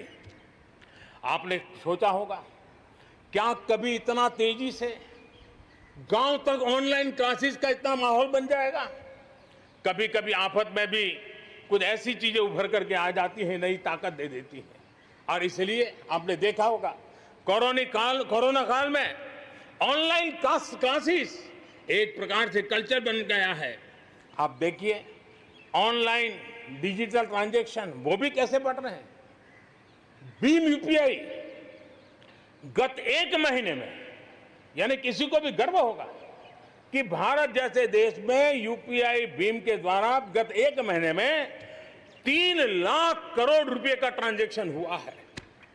ये अपने आप में हम किस प्रकार से बदली हुई स्थितियों को स्वीकार करने लगे हैं, ये इसका नमूना है। आप देखते हैं 2014 से पहले हमारे देश में 5 दर्जन पंचायतों में ऑप्टिकल फाइबर था। गत 5 वर्ष में 1.5 लाख ग्राम पंचायतों तक ऑप्टिकल फाइबर नेटवर्क पहुंच चुका है, जो आज इतना मदद कर रहा है। सभी पंचायतों में पहुंचने के लक्ष्य के साथ हमने काम शुरू किया था। जो 1 लाख पंचायतें बाकी हैं, वहां भी तेजी से काम चल रहा है, लेकिन बदली पड़ी हुई परिस्थिति में गांव की भी डिजिटल इंडिया में भागीदारी अनिवार्य बन गई है। गांव के लोगों को भी इस प्रकार की ऑनलाइन सुविधाओं की जरूरत बढ़ गई है। इसको ध्यान में रखते हुए पहले जो हमने कार्यक्रम बनाया था, हर पंचायत तक पहले पहुंचेंगे, लेकिन आज मैं आपसे बताना चाहूंगा कि अब हमने तय किया है कि सभी 6 लाख से ज्यादा जो हमारे गांव है, उन सभी गांवों में ऑप्टिकल फाइबर नेटवर्क पहुंचाया जाएगा। जरूरत बदली है तो हमने प्रायोरिटी भी बदली है। 6 लाख से अधिक गांव में हजारों लाखों किलोमीटर ऑप्टिकल फाइबर का काम चलाया जाएगा और हमने तय किया है 1000 दिन में 1000 दिन के अंदर अंदर देश के 6 लाख से अधिक गांव में ऑप्टिकल फाइबर नेटवर्क काम पूरा कर दिया जाएगा। बदलती हुई टेक्नोलॉजी में साइबर स्पेस, ये हमारी निर्भरता बढ़ती ही जाने वाली है। लेकिन साइबर स्पेस में खतरे भी जुड़े हुए होते हैं, भली भांति दुनिया इससे अब परिचित है और इनसे देश के सामाजिक ताने बाने, हमारी अर्थव्यवस्था और हमारे देश के विकास पर भी खतरे पैदा करने का ये आसान मार्ग बन सकता है और इसलिए भारत इसमें बहुत सचेत है, भारत बहुत सतर्क है और इन खतरों का सामना करने के लिए फैसले ले रहा है। इतना ही नहीं, नई व्यवस्थाएं भी लगातार विकसित की जा रही है। बहुत ही अल्प समय में नई साइबर सुरक्षा रणनीति, इसका एक पूरा खाका देश के सामने आएगा। आने वाले समय में सब इकाइयों को जोड़ करके हम इस साइबर सिक्योरिटी के अंदर सबको एक साथ चलना पड़ेगा, उसके लिए आगे बढ़ने की रणनीति बनाएंगे। मेरे प्यारे देशवासियों, भारत में महिला शक्ति को जब जब भी अवसर मिले उन्होंने देश का नाम रोशन किया, देश को मजबूती दी है। महिलाओं को स्वरोजगार और रोजगार के समान अवसर देने के लिए आज देश प्रतिबद्ध है। आज भारत में महिलाएं अंडरग्राउंड कोयले की खदान में काम कर रही हैं, तो आज मेरे देश की बेटियां फाइटर प्लेन भी उड़ा करके आसमान की बुलंदियों को चूम रही है। आज भारत दुनिया के उन देशों में है जहां नौसेना और वायुसेना में महिलाओं को कॉम्बैट रोल में शामिल किया जा रहा है। गर्भवती महिलाओं को सैलरी के साथ 6 महीने की छुट्टी देने का फैसले की बात हो, हमारे देश की महिलाएं जो 3 तलाक के कारण पीड़ित रहती थी, वैसी हमारी मुस्लिम बहनों को मुक्ति दिलाने, आजादी दिलाने का काम हो, महिलाओं के आर्थिक सशक्तिकरण की बात हो। 40 करोड़ जो जनधन खाते खोले गए हैं, उसमें 22 करोड़ खाते हमारी बहनों के हैं। कोरोना काल में करीब 30,000 करोड़ रुपए इन बहनों के खाते में जमा कर दिए गए हैं। मुद्रा लोन 25 करोड़ के करीब मुद्रा लोन दिए गए, उसमें 70% मुद्रा लोन लेने वाली हमारी माताएं बहनें हैं। प्रधानमंत्री आवास योजना के तहत जो खुद का घर मिल रहा है, उसमें अधिकतम रजिस्ट्री भी महिलाओं के नाम हो रही है। मेरे प्यारे देशवासियों, गरीब बहन बेटियों की बेहतर स्वास्थ्य की भी चिंता ये सरकार लगातार कर रही है। हमने जन औषधि केंद्र के अंदर 1 रुपये में सैनिटरी पैड पहुंचाने के लिए एक बहुत बड़ा काम किया। 6000 जन औषधि केंद्रों में पिछले कुछ थोड़े से समय में ही करीब 5 करोड़ से ज्यादा सैनिटरी पैड हमारी इन गरीब महिलाओं तक पहुंच चुके हैं। बेटियों में कुपोषण खत्म हो, उनकी शादी की सही आयु क्या हो, इसके लिए हमने कमेटियां बना की रचना की है। उसका रिपोर्ट आते ही बेटियों की शादी की उम्र के बारे में भी उचित फैसले लिए जाएंगे। मेरे प्यारे देशवासियों, इस कोरोना के सेक्टर में कालखंड में हेल्थ सेक्टर की तरफ ध्यान जाना बहुत स्वाभाविक है और इसलिए आत्मनिर्भर की सबसे बड़ी सीख हमें हेल्थ सेक्टर ने इस संकट के काल में सिखा दी है और उस लक्ष्य में प्राप्त करने के लिए हमें आगे भी बढ़ना है। अब देखिए, कोरोना के समय, उसके पूर्व हमारे देश में सिर्फ एक लैब थी टेस्टिंग के लिए। आज 1400 लैब्स का नेटवर्क है, हिंदुस्तान के हर कोने में फैला हुआ है। जब कोरोना का संकट आया तो एक दिन में सिर्फ 300 टेस्ट हो पाते थे।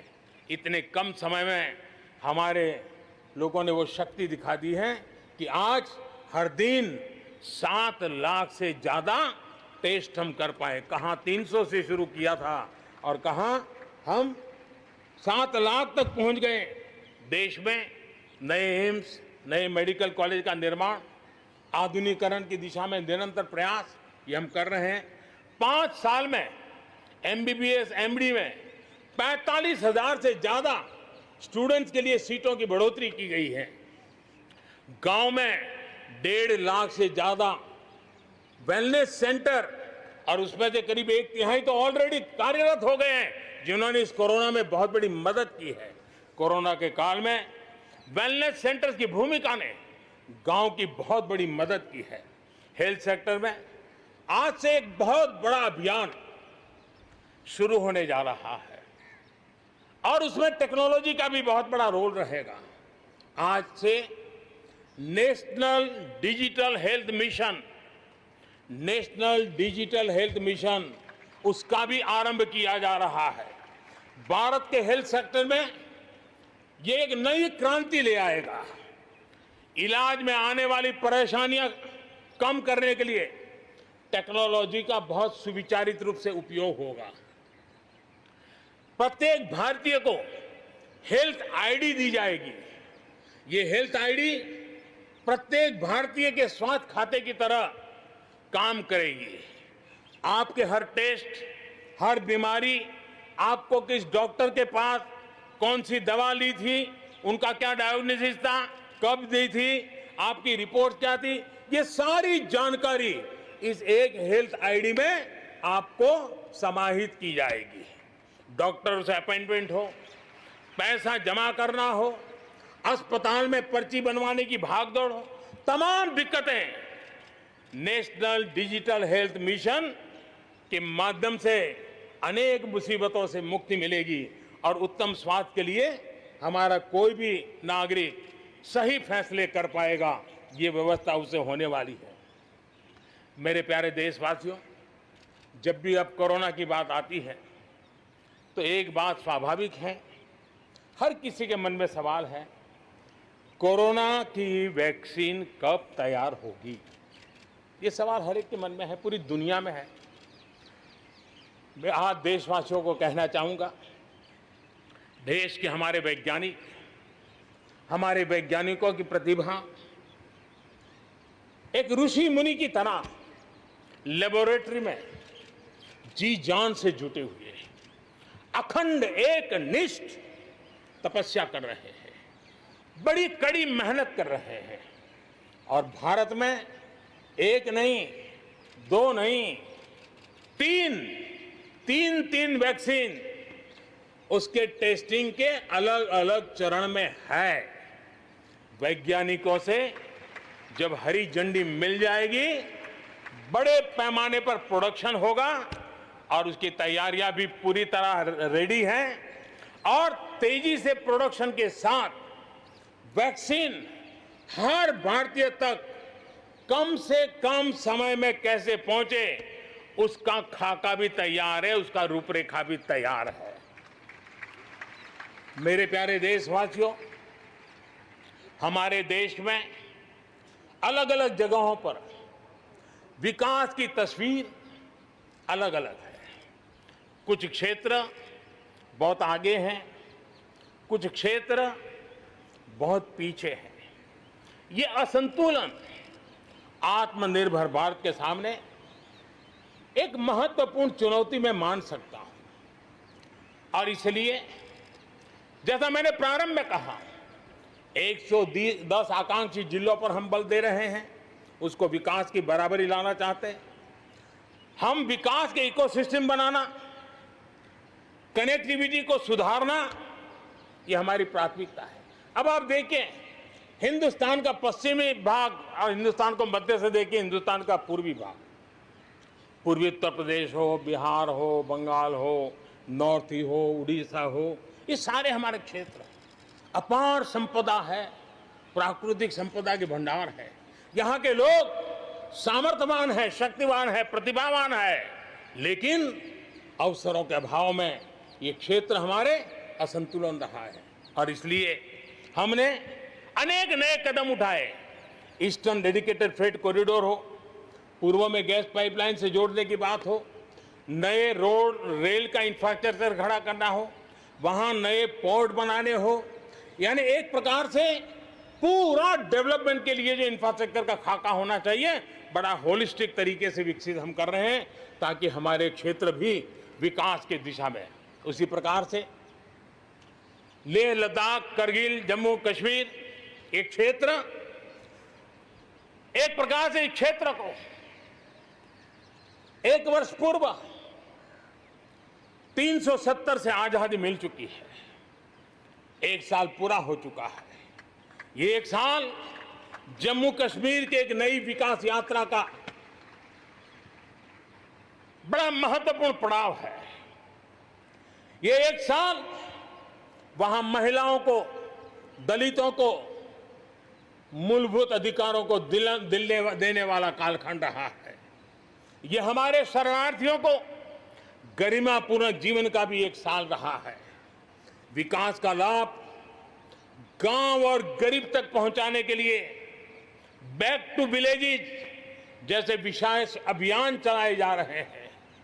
आयुष्मान योजना को बेहतरीन तरीके से आज जम्मू कश्मीर, लद्दाख के क्षेत्र में उपयोग किया जा रहा है। मेरे प्यारे देशवासियों, लोकतंत्र की मजबूती, लोकतंत्र की सच्ची ताकत हमारी चुनी हुई स्थानीय इकाइयों में है। हम सभी के लिए गर्व की बात है कि जम्मू कश्मीर में स्थानीय इकाइयों के जनप्रतिनिधि सक्रियता और संवेदनशीलता के साथ विकास के नए युग को आगे बढ़ा रहे हैं।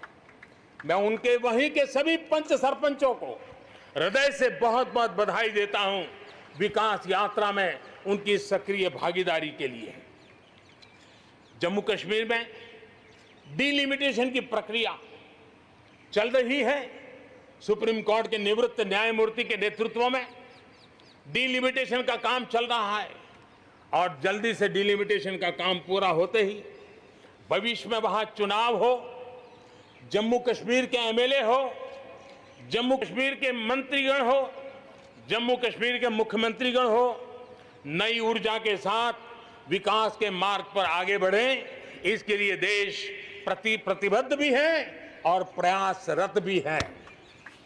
लद्दाख को केंद्र शासित प्रदेश बना करके बरसों पुरानी जो उनकी मांग थी, उनकी आकांक्षा थी, उस आकांक्षा को हमने पूर्ण करने का, उनको सम्मानित करने का एक बहुत बड़ा काम किया है।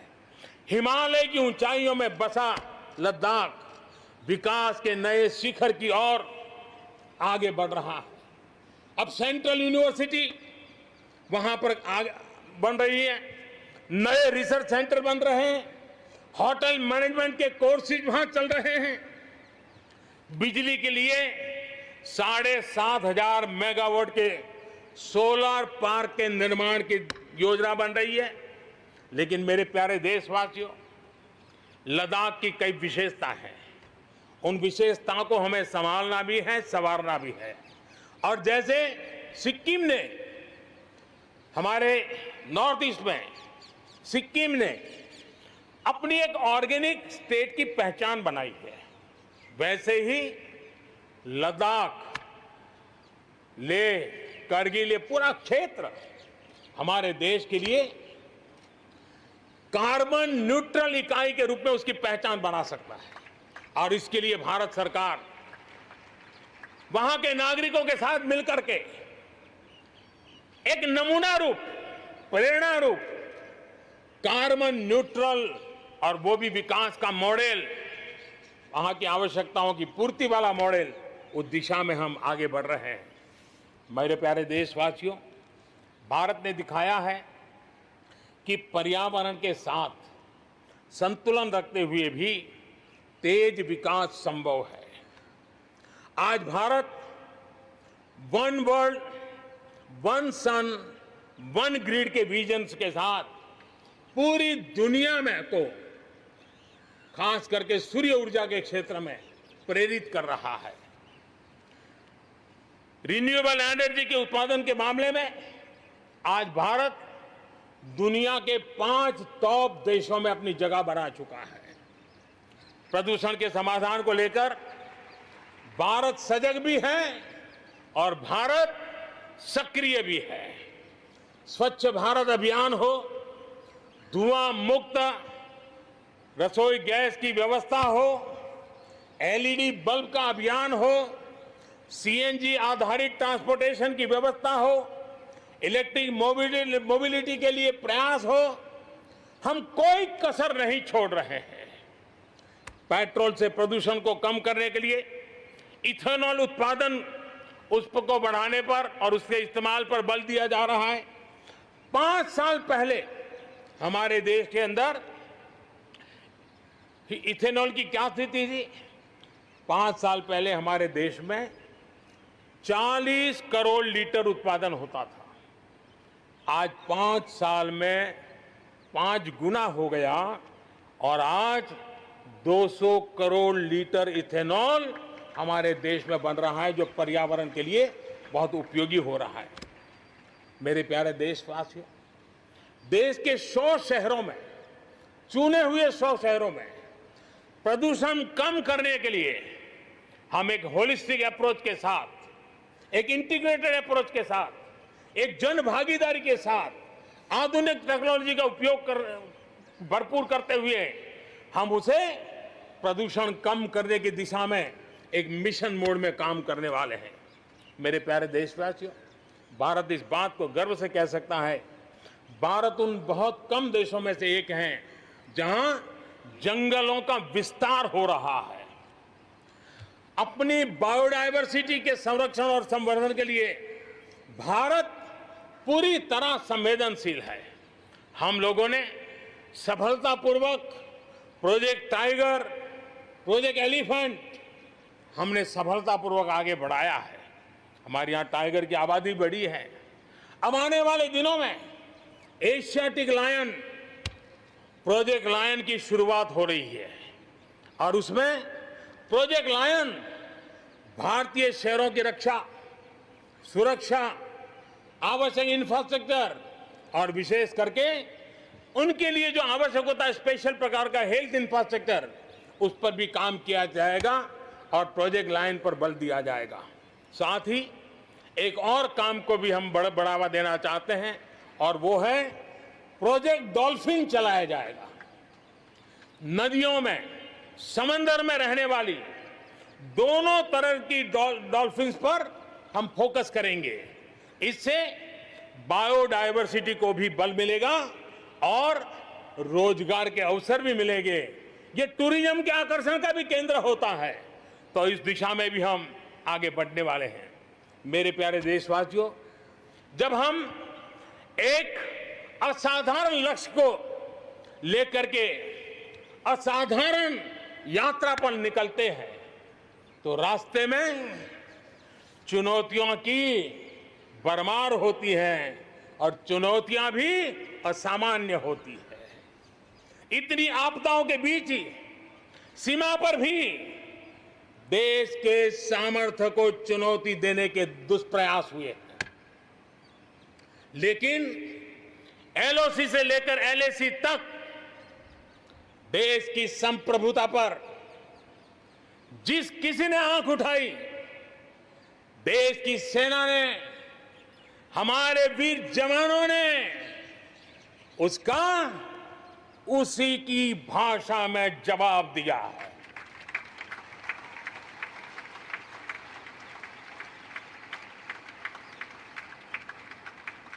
भारत की संप्रभुता की रक्षा के लिए पूरा देश एक जोश से भरा हुआ है, संकल्प से प्रेरित है और सामर्थ्य पर अटूट श्रद्धा के साथ आगे बढ़ रहा है। इस संकल्प के लिए हमारे वीर जवान क्या कर सकते हैं, देश क्या कर सकता है, ये लद्दाख में दुनिया ने देख लिया है।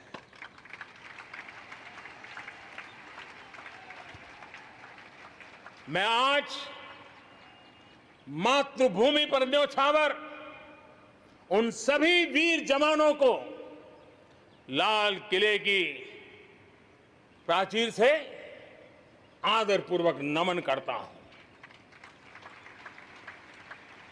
आतंकवाद हो या विस्तारवाद, भारत आज डटकर मुकाबला कर रहा है। आज दुनिया पर का भारत पर विश्वास और मजबूत हुआ है। पिछले दिनों संयुक्त राष्ट्र सुरक्षा परिषद के अस्थायी सदस्य के रूप में 192 में से 192 में से 184 देशों से कहा भारत को समर्थन मिलना, ये हमारे हर हिंदुस्तानी के लिए गर्व दिलाता है। विश्व में हमने कैसी अपनी पहुंच बनाई है, उसका यह उदाहरण है। और यह तभी संभव होता है जब भारत खुद मजबूत हो, भारत सशक्त हो, भारत सुरक्षित हो। इसी सोच के साथ आज अनेक मोर्चों पर काम किया जा रहा है। मेरे प्यारे देशवासियों, हमारे पड़ोसी देशों के साथ, चाहे वो हमसे जमीन से जुड़े हो या समंदर से, अपने संबंधों का हम सुरक्षा, विकास और विश्वास की साझेदारी के साथ जोड़ रहे हैं। भारत का लगातार प्रयास है कि अपने पड़ोसी देशों के साथ हम अपने सदियों पुराने सांस्कृतिक, आर्थिक और सामाजिक रिश्तों को और गहराई दें। दक्षिण एशिया में दुनिया की 1/4 जनसंख्या रहती है। हम सहयोग और सहभागिता से इतनी बड़ी जनसंख्या के विकास और समृद्धि की अनगिनत संभावनाएं पैदा कर सकते हैं। इस क्षेत्र के देशों के सभी नेताओं की इस विशाल जनसमूह के विकास और प्रगति के लिए बहुत बड़ी जिम्मेदारी है, एक अहम जिम्मेदारी है। उसे निभाने के लिए दक्षिण एशिया के इन सभी क्षेत्र के सभी लोगों को, राजनेताओं को, शासकों को, बुद्धिजीवियों को भी मैं आह्वान करता हूं, इस पूरे क्षेत्र में जितनी शांति होगी, जितना सौहार्द होगा, उतनी ही ये मानवता के काम आएगी, मानवता के हित में होगा। पूरी दुनिया का हित इसमें समाहित है। आज पड़ोसी सिर्फ वो ही नहीं है जिनसे हमारी भौगोलिक सीमाएं मिलती है, बल्कि वे भी हैं जिनसे हमारे दिल मिलते हैं। जहां रिश्तों में समरसता होती है, मेलजोल रहता है। मुझे खुशी है कि बीते कुछ समय में भारत ने एक्सटेंडेड नेबरहुड के सभी देशों के साथ अपने संबंधों को और मजबूत किया है। पश्चिम एशिया के देशों से हमारे राजनीतिक, आर्थिक और मानवीय संबंधों की प्रगति में कई गुना तेजी आई है। विश्वास अनेक गुना बढ़ गया है। इन देशों के साथ हमारे आर्थिक संबंध, खासकर ऊर्जा क्षेत्र में भागीदारी बहुत महत्वपूर्ण है। इनसे कई देशों में, इन सभी देशों में, ज्यादातर देशों में बहुत बड़ी संख्या में हमारे भारतीय भाई बहन काम कर रहे हैं। जिस प्रकार इन देशों ने कोरोना के संकट के समय भारतीयों की मदद की, भारत सरकार के अनुरोध का सम्मान किया, उसके लिए भारत उन सभी देशों का आभारी है और मैं अपना आभार प्रकट करना चाहता हूं।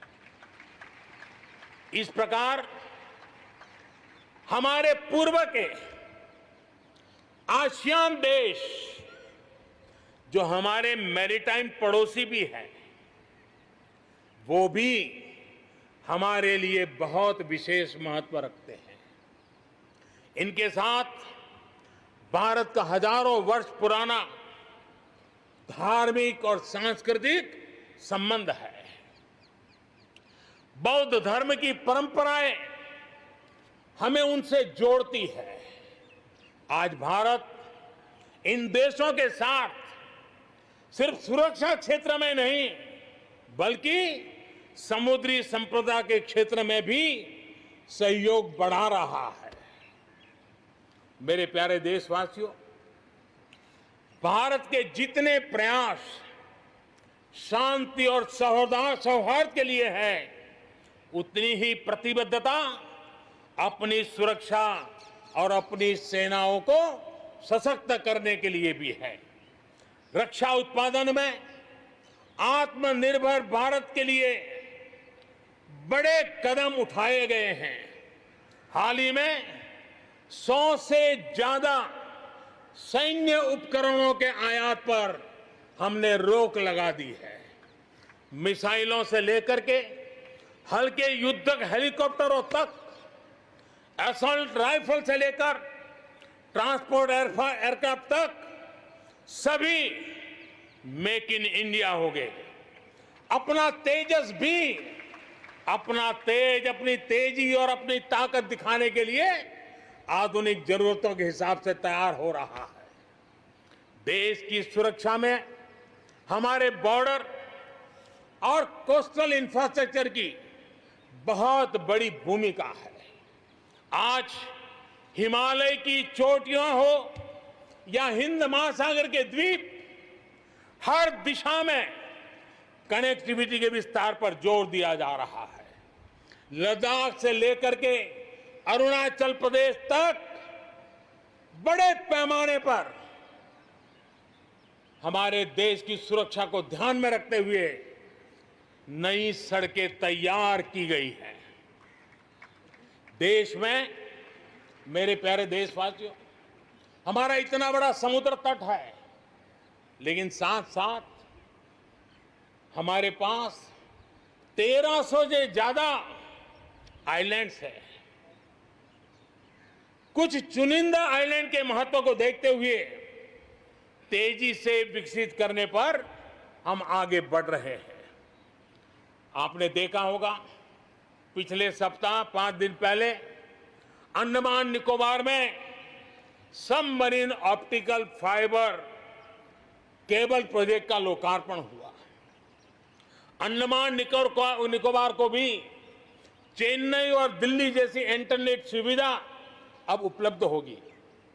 अब हम आगे लक्षद्वीप को भी इसी तरह जोड़ने के लिए काम को आगे बढ़ाने वाले हैं। अगले 1000 दिन में लक्षद्वीप को भी तेज इंटरनेट की सुविधा से जोड़ने का हमने लक्ष्य रखा है। बॉर्डर और कोस्टल एरिया के युवाओं के विकास, उसको भी सुरक्षा को केंद्र में रखते हुए विकास के मॉडल की दिशा में हम आगे बढ़ रहे हैं। और उसमें एक कदम, एक बड़ा अभियान हम शुरू कर रहे हैं। हमारे जो बॉर्डर इलाके हैं, हमारे जो कोस्टल इलाके हैं, वहां के करीब 173 डिस्ट्रिक्ट हैं जो किसी न किसी देश की सीमा या समुद्री तट से जुड़े हुए हैं। आने वाले दिनों में एनसीसी का विस्तार उन बॉर्डर डिस्ट्रिक्ट के नौजवानों के लिए किया जाएगा। बॉर्डर एरिया के कैडेट्स को हम करीब करीब 1 लाख नए एनसीसी के कैडेट तैयार करेंगे और उसमें 1/3 हमारी बेटियां हो, ये भी प्रयास रहेगा। बॉर्डर एरिया के कैडेट्स को सेना प्रशिक्षित करेगी। कोस्टल एरिया के जो कैडेट्स हैं उनको नेवी के लोग प्रशिक्षित करेंगे और जहां एयरबेस है वहां के कैडेट को एयरफोर्स की तरफ से ट्रेनिंग दी जाएगी। बॉर्डर और कोस्टल एरिया को आपदाओं से निपटने के लिए एक ट्रेन्ड मैन पावर मिलेगा। युवाओं को आर्म फोर्सेस में कैरियर बनाने के लिए जरूरी स्किल भी मिलेगी। मेरे प्यारे देशवासियों, पिछले वर्ष लाल किले से मैंने कहा था, बीते 5 साल आवश्यकताओं की पूर्ति और अगले 5 साल आकांक्षाओं की पूर्ति के हैं। बीते 1 साल में ही देश ने बड़े और महत्वपूर्ण फैसलों के पड़ाव को पार कर लिया है। गांधी 150 पर भारत ने गांवों को खुद को खुले में शौच से मुक्त किया है। आस्था की वजह से प्रताड़ित शरणार्थियों को नागरिकता देने का कानून, दलितों, पिछड़ों, ओबीसी के लिए, एससी, एसटी, ओबीसी के लिए आरक्षण के अधिकार को बढ़ाने की बात हो, असम और त्रिपुरा में ऐतिहासिक शांति समझौता हो, फौज की सामूहिक शक्ति को और प्रभावी बनाने के लिए चीफ ऑफ डिफेंस स्टाफ की नियुक्ति हो, करतारपुर साहिब कॉरिडोर का रिकॉर्ड समय में निर्माण हो। देश ने इतिहास बनाया, इतिहास बदले देखा, असाधारण काम करके दिखाया। 10 दिन पूर्व अयोध्या में भगवान राम के भव्य मंदिर का निर्माण शुरू हुआ। राम जन्मभूमि के सदियों पुराने विषय का शांतिपूर्ण समाधान हो चुका है। देश के लोगों ने जिस संयम के साथ और समझदारी के साथ आचरण किया है, व्यवहार किया है, यह अभूतपूर्व है और भविष्य के लिए हमारे लिए प्रेरणा का कारण है। शांति, एकता और सद्भावना, यही तो आत्मनिर्भर भारत की ताकत बनने वाली है। यही मेलजोल, यही सद्भाव भारत के उज्जवल भविष्य की गारंटी है। इसी सद्भाव के साथ हमें आगे बढ़ना है। विकास में के इस महायज्ञ में हर हिंदुस्तानी को अपनी कुछ न कुछ आहुति देनी है। इस दशक में भारत नई नीति और नई रीति के साथ ही आगे बढ़ेगा। जब साधारण से काम नहीं चलेगा, अब होती है चलती का वक्त अब चला गया। हमें दुनिया में किसी से कम नहीं, हम सबसे ऊपर रहने का प्रयास करेंगे और इसलिए हम सर्वश्रेष्ठ उत्पादन, सर्वश्रेष्ठ ह्यूमन रिसोर्सेज, सर्वश्रेष्ठ गवर्नेंस, हर चीज में सर्वश्रेष्ठ के लक्ष्य को लेकर के आजादी के 75 साल के लिए हमें आगे बढ़ना है। हमारी पॉलिसीज, हमारे प्रोसेस, हमारे प्रोडक्ट्स, सब कुछ उत्तम से उत्तम हो, बेस्ट हो, तभी एक भारत श्रेष्ठ भारत की परिकल्पना साकार होगी। आज हमें फिर से संकल्प लेने की जरूरत है। ये संकल्प आजादी के लिए बलिदान देने वालों के सपनों को पूरा करने का हो। ये संकल्प 130 करोड़ देशवासियों के लिए हो। ये संकल्प हमारी आने वाली पीढ़ियों के लिए हो, उनके उज्जवल भविष्य के लिए हो। ये संकल्प आत्मनिर्भर भारत के लिए हो। हमें शपथ लेनी होगी, हमें प्रतिज्ञा करनी होगी। हम आयात को कम से कम करने की दिशा में योगदान करेंगे। हम अपने लघु उद्योगों को सशक्त करेंगे। हम सब लोकल के लिए वोकल बनेंगे और हम ज्यादा इनोवेट करेंगे। हम एम्पावर करेंगे अपने युवाओं को, महिलाओं को, आदिवासियों को, दिव्यांगों को, दलितों को, गरीबों को, गांव को, पिछड़ों को, हर किसी को। आज भारत ने असाधारण गति से असंभव को संभव किया है। इसी इच्छा शक्ति, इसी लगन, इसी जज्बे के साथ प्रत्येक भारतीय को आगे बढ़ना है। वर्ष 2022 हमारी आजादी के 75 वर्ष का पर्व अब बस आ ही गया है। हम एक कदम दूर है। हमें दिन रात एक कर देना है। 21वीं सदी का ये तीसरा दशक हमारे सपनों को पूरा करने का दशक होना चाहिए। कोरोना बड़ी विपत्ति है, लेकिन इतनी बड़ी नहीं कि आत्मनिर्भर भारत की विजय यात्रा को वो रोक पाए। मैं देख सकता हूं एक नए प्रभात की लालिमा, एक नए आत्मविश्वास का उदय, एक नए आत्मनिर्भर भारत का शंखनाद। एक बार फिर आप सभी को स्वाधीनता दिवस की कोटि कोटि शुभकामनाएं। आइए मेरे साथ दोनों हाथ के ऊपर करके पूरी ताकत से बोलिए, भारत माता की, भारत माता की, भारत माता की, वंदे वंदे वंदे, जय हिंद।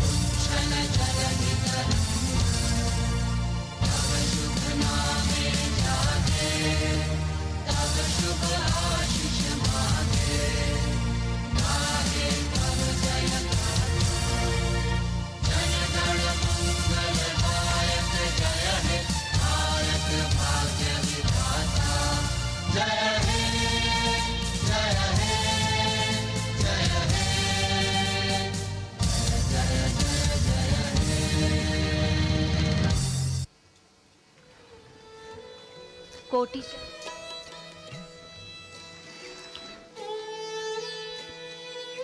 माननीय प्रधानमंत्री महोदय ने 74वें स्वाधीनता दिवस के अवसर पर अपने उद्बोधन में देश के सामने जो प्राथमिकताएं हैं उनका उल्लेख किया और भविष्य का एक रोड मैप देश के सामने रखा है। And there we see in the distance the pale blue sky welcoming hundreds of balloons in the colors of the national flag, rising as if towards a higher calling. And as the shades of freedom take wing, they carry with them the aspirations of more than 1.3 billion Indians. Today, we recognize, rejoice, and revel in all that makes us truly Indian. So joining hands, heads, and hearts, we salute this nation, its large heart, boundless patience, and open embrace. And Indian democracy, too, has an aspiration for this large, multicultural, multi-religious, and multilingual nation to stand tall in the Committee of Nations.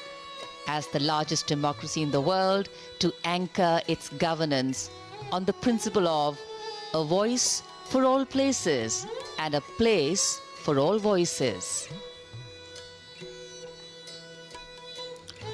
माननीय प्रधानमंत्री महोदय लाल किले की प्राचीर से उद्बोधन के पश्चात प्रस्थान कर रहे हैं। उनका अभिवादन करते हुए chief of defence staff general Bipin Rawat, थल सेना अध्यक्ष जनरल मनोज मुकुंद नरावने, वायुसेना अध्यक्ष air chief marshal Rakesh Kumar Singh Bhadauria और नौसेना अध्यक्ष एडमिरल करमबीर सिंह, रक्षा मंत्री श्री राजनाथ सिंह माननीय प्रधानमंत्री के साथ प्रस्थान कर रहे हैं। साथ में रक्षा सचिव डॉक्टर अजय कुमार अभिवादन करते हुए माननीय प्रधानमंत्री महोदय उपस्थित जनसमूह का लाल किले की प्राचीर से उन्होंने देश को संबोधित किया। देश के विकास, आत्मनिर्भरता, सशक्तिकरण और साथ ही साथ नई नीति, नई रीति, साधारण से असाधारण की ओर चलने की जो क्षमता है हमारे देशवासियों में, उसको उन्होंने रेखांकित किया और साथ ही भविष्य की जो प्राथमिकताएं हैं उनको भी अपने उद्बोधन में समाहित किया। प्रधानमंत्री मोदी प्रस्थान कर रहे हैं लाल किले की प्राचीर से। लाल किले से उनके भाषण बड़े ही महत्वपूर्ण होते हैं। हर वर्ष उन्होंने ऐसी योजनाओं और नीतियों की घोषणा लाल किले से की है जो नए भारत का निर्माण करने की दिशा में महत्वपूर्ण साबित हो रही हैं। आज भी कई महत्वपूर्ण बातें उन्होंने देश के साथ साझा की। नेशनल डिजिटल हेल्थ मिशन की आज घोषणा माननीय प्रधानमंत्री ने लाल किले की प्राचीर से कर दी है।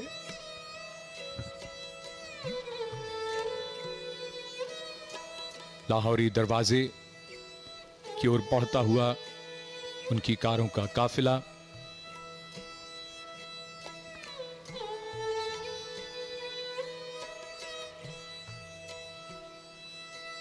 चौहत्तरवां स्वाधीनता दिवस समारोह संपन्न होता हुआ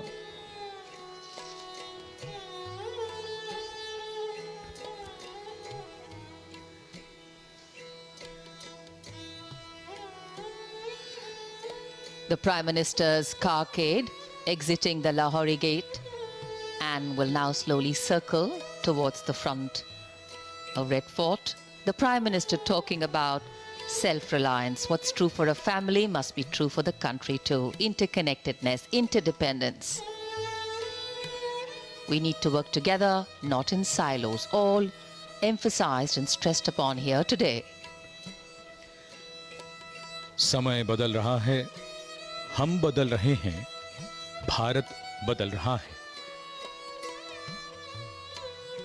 नए भारत की कल्पना को साकार करने के नए नए प्रयास किए जा रहे हैं।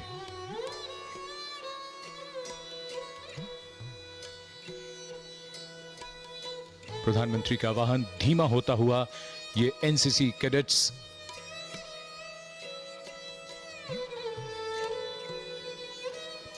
विश्व के सबसे बड़े युवा संगठनों में से एक एनसीसी, जिसमें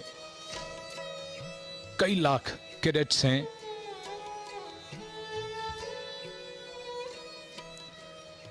The Prime Minister waving to the NCC cadets here. The NCC, with its motto of unity and discipline, strives to be one of the greatest cohesive forces of the nation, bringing together youth hailing from different parts of the country and instill in them the values of discipline, unity, secularism and camaraderie. माननीय प्रधानमंत्री महोदय ने अपने उद्बोधन में NCC के सशक्तिकरण और विस्तार का भी जिक्र किया था और उन्हें अपने बीच पाकर उनका अभिवादन करके ये सभी कैडेट्स अपने आप को गौरवान्वित महसूस कर रहे हैं और स्वाधीनता दिवस की पूर्णता का निश्चित तौर पर ये एक स्पष्ट संकेत है। It is indeed a proud moment for each and every cadet here. जन जन का विश्वास मिलकर देश का गौरव बढ़ाने वाला आत्मविश्वास बन जाता है। आज हम खुद पर ज्यादा भरोसा करने की हिम्मत रखते हैं। इतिहास की नींव पर वर्तमान प्रयासरत है सुनहरे भविष्य के लिए। ऐसा भविष्य और ऐसा कल जिसकी मिसाल दुनिया में दी जाए। स्वाधीनता दिवस, गौरवशाली दिन और यादगार पल।